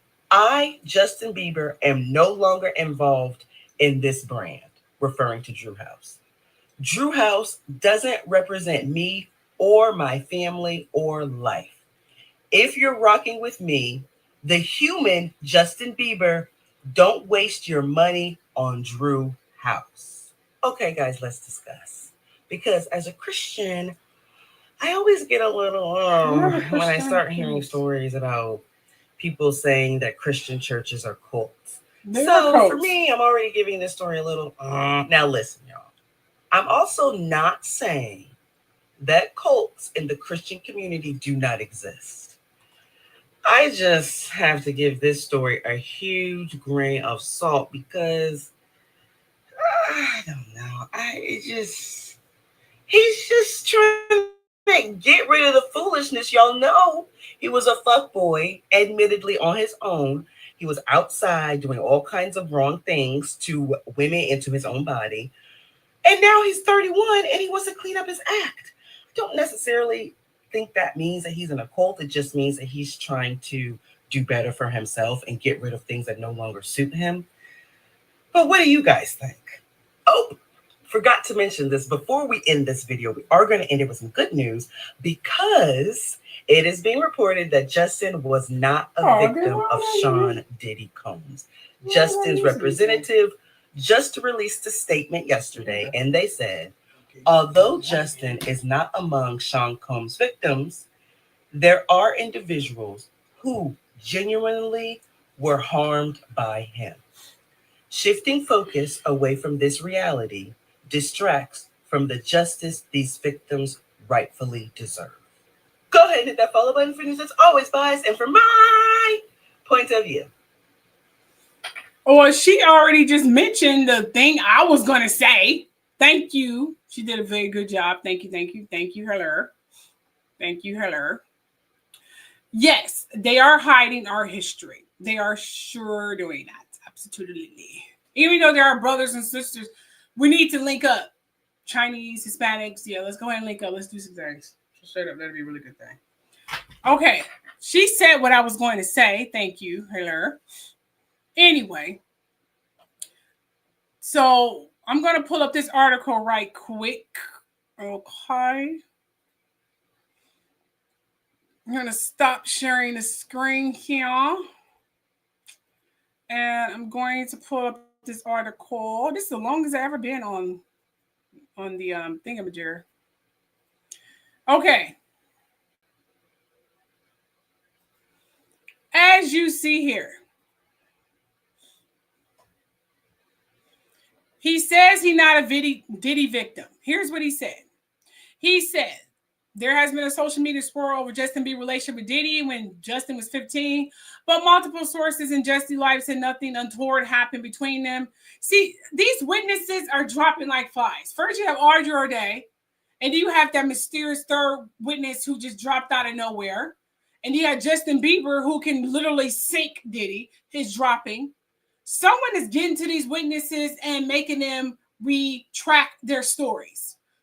The Homeland Security, Federal Department, whoever's doing this, need to find out who's doing this and prosecute them and bring them to justice because they are getting to these witnesses. They're really getting to these witnesses. Like the third person who's dropping. What the fuck is going on? Who's doing it? Jay-Z? Get rid of him then. So our sources, some of whom are right at the center of Justin's life, tell TMZ Diddy never sexually and otherwise abused Bieber. Sure. As you know, when Justin and Diddy both appeared on Jimmy Kimmel Live back in 2011, it stirred the pot when Diddy said Justin knows better to be talking about things that he does with Big Brother Puff on national television. Like he knows what to do. That was a threat right there. And apparently Justin Bieber is caging up and is afraid to still talk even after all these years. So he's another little wimp. So back in 2009, Justin and Diddy were outside. And the killer part, Justin Bieber is Caucasian. He has the whole Caucasian community can seriously go at Diddy, who are very powerful in the legal department. He's caving in. I mean, seriously? You have an ample amount of advantage over us. But go ahead, run like you've been doing all your life. Good luck with that. So Justin and Diddy were outside the house standing by a car when Diddy said, as soon as you turn 16, I'm going to let you rock this car. Diddy also said that can't disclose where they're hanging out or what they're doing, but says it to a 15-year-old dream. Yeah, he continued, for the 48 hours he's with me, we're going to go buck full crazy. That's what he said to a 15-year-old boy. And Justin Bieber claimed nothing happened. Bullshit. Our sources say these public appearances were all performative and that Justin never had relationships with Diddy. Rather, he was friends with Diddy's sons, Prince and Jesse Combs. So he was friends with his cooking friend. I never fucking saw him with his sons.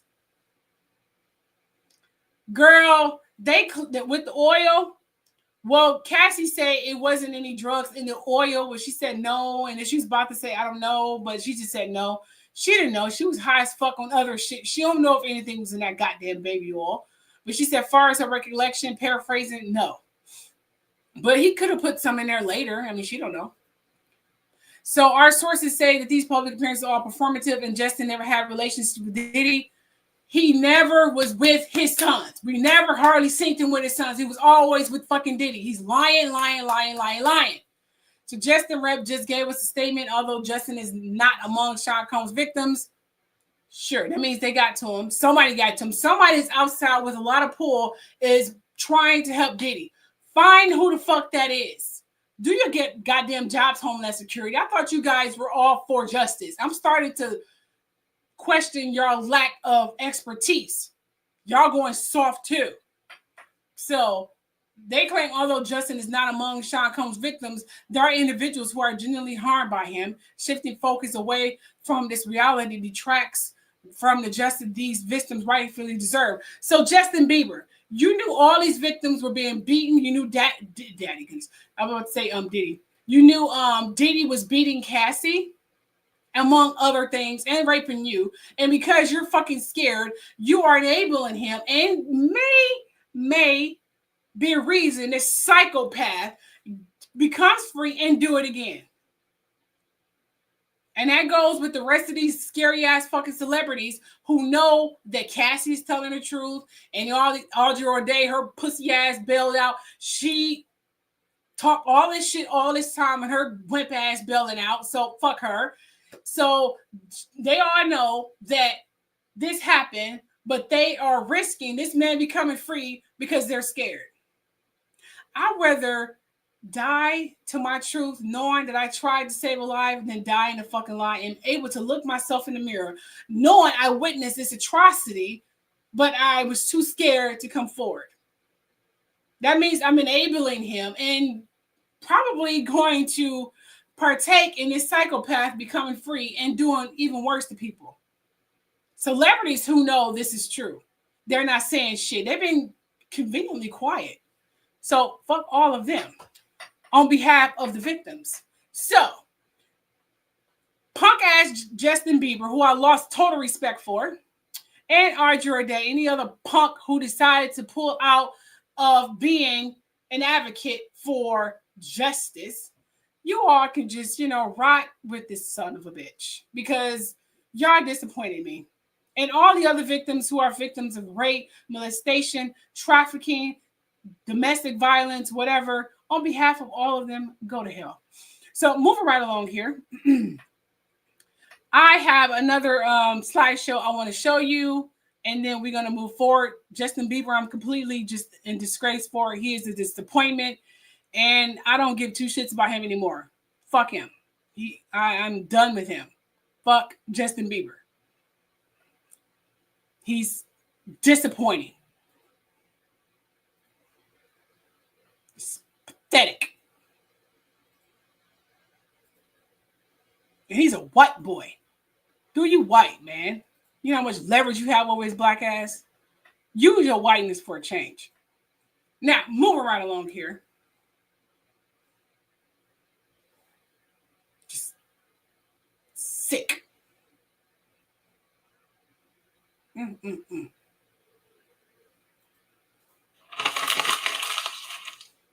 Trying to calm down here. Now, Louisiana.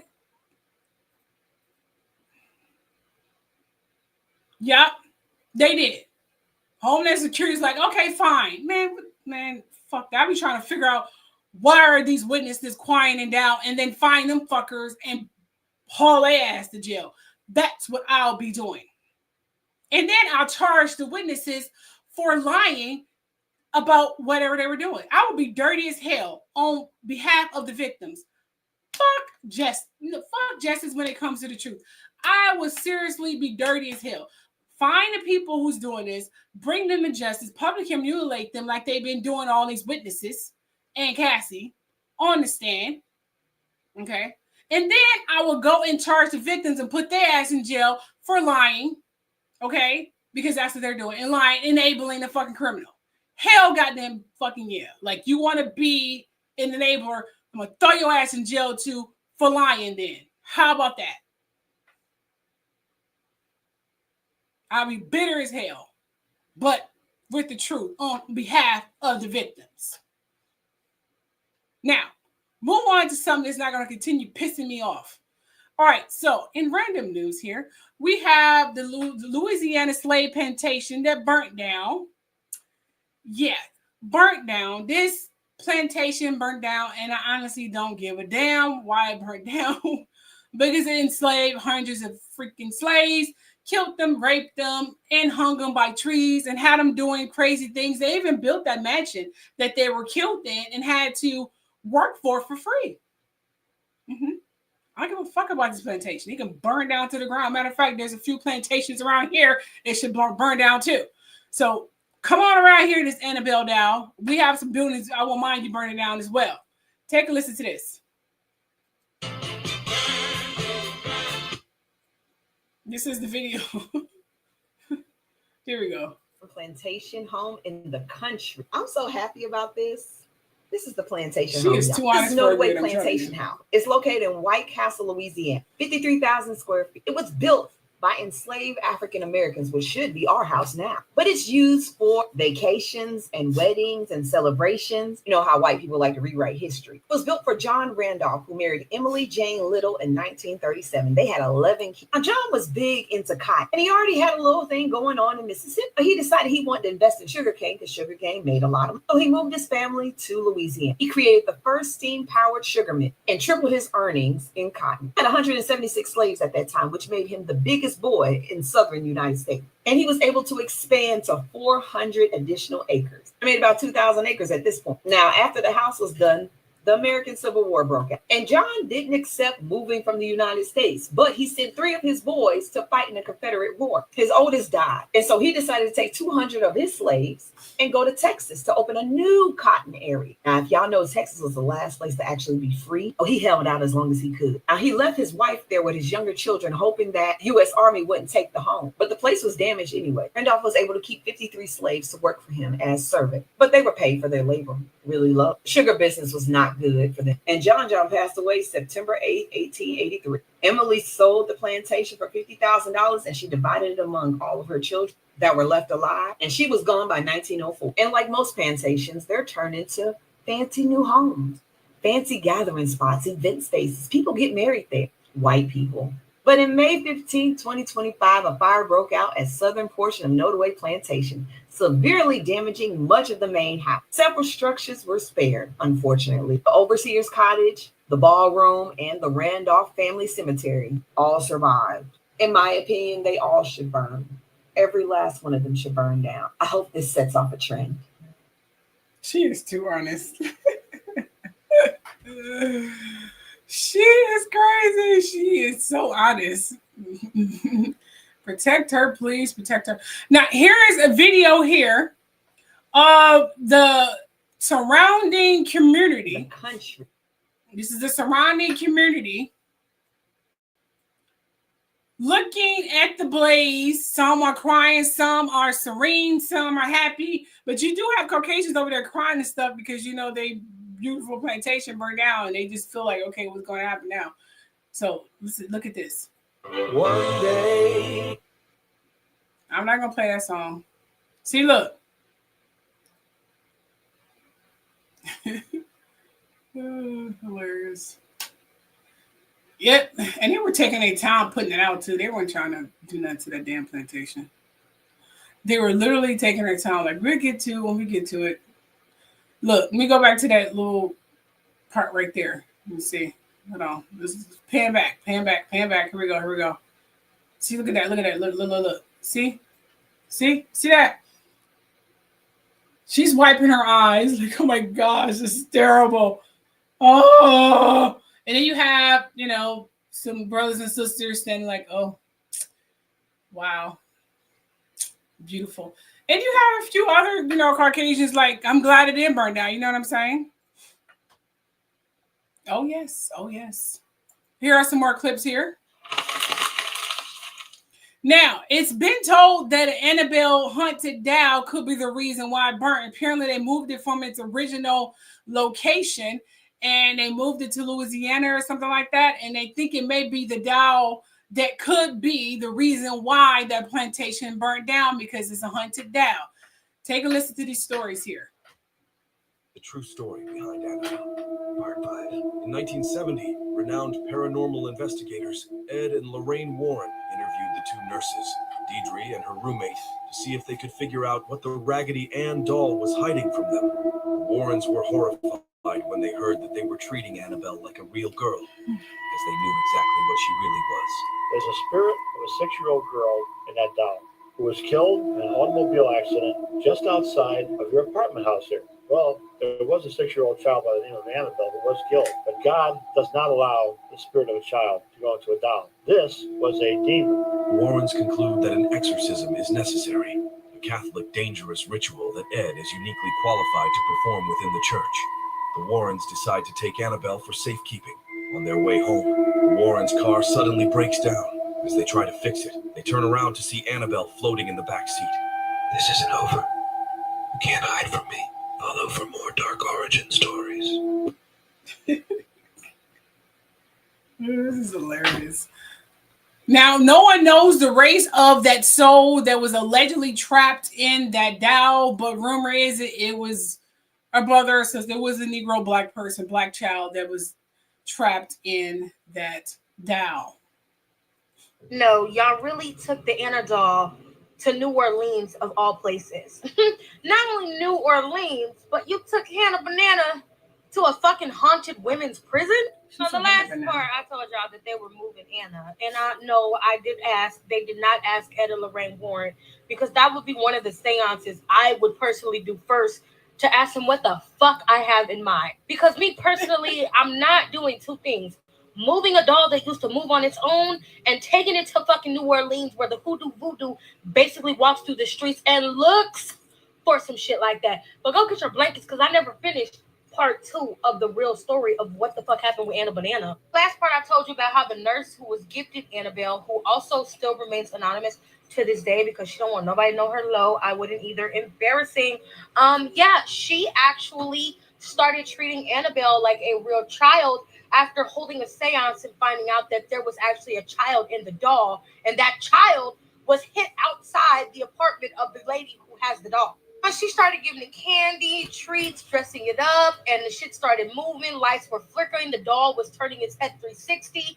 Basically, they said the shit would growl. And ever so often, the room temperature would mysteriously drop, and that raggedy fucking Ann doll would emit a low growl like the devil himself. Lord have mercy. I do not claim any negative energy from this video, face ass. So basically, fed up with the poltergeist activity, one of the nurse's boyfriends demanded that they burn the doll.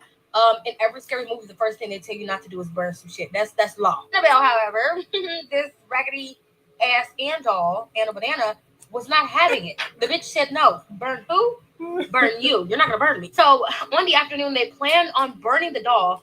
The boyfriend awoke from a nap in a pure terror, clutching his neck. You know, all right. The boyfriend claimed to have had a dream that the doll was choking him, and when he moved his hands from his neck, it was a line of marks and scratches and red welts. We've all seen Zach Bagans do his investigations. It was kind of like that. Right after that, Annabelle tried to make her get back immediately. So apparently, everything started ramping up. So the poltergeist activity got worse. Tears rolled across the room. It was getting bad. So terrified, these women really thought they were going through psychosis. And the boyfriend, they all thought they were going crazy. Schizo. So they called the high episcopal, I don't know how to say, episcopi, I don't fucking know. They called this church in Hartford, and it connected them with the renowned paranormal investigators, Ed and Lorraine Warren. The fuck would make y'all move this bitch to a prison in New Orleans? Why would you bring this bitch to Louisiana? Take it to the White House and leave that bitch there and open the door and run. We'll see what happens after that. Matter of fact, put her on that new Air Force One jet. Anna Banana is not to be fucked with. But in the next part, I'm gonna tell y'all about how Ed and Lorraine really did their 1-2, because that shit we see in the movies is not true. She's hilarious. I like her. She is funny. She said, send this down to the White House. That is hilarious. Girl. Oh, yeah. But you know what? Send it. Ship it to the White House. I don't know if I want the White House to burn down, though. Our people built that too, but still. A lot of ancient stuff is there as well. No, not Air Force One. We have to work out a deal. We have to work out where we're going to send that thing. But I have several places in America on my sending it. As a matter of fact, send it over here. I have several places here I want to send it to. I have a long list, a legal pad. Fuck, I want mine kill it. So send it over here. Hell yeah. Matter of fact, burn down all these goddamn plantations. You don't want to see them anymore. Shit. No reminder. We want a reminder of that. We're good. Trust me, we're good. So that is it for the live show. Thank you for staying, whoever stayed out the duration of this video. Thanks, whoever donated. If you want to donate to my channel so I can continue doing this, because I can't afford to continue doing this anymore, I'm going to put that shit on out there. So don't take my niceness for granted, because I will disappear on your ass. You know, I'm Aquarius. I would say deuces with no goodbyes. So the link is above. Donate. I could definitely use the money. My family could definitely use the money. Thank you for staying through our duration of this video. You have a good night. I'll have the timestamps by tomorrow. Bye. See you later, Indra.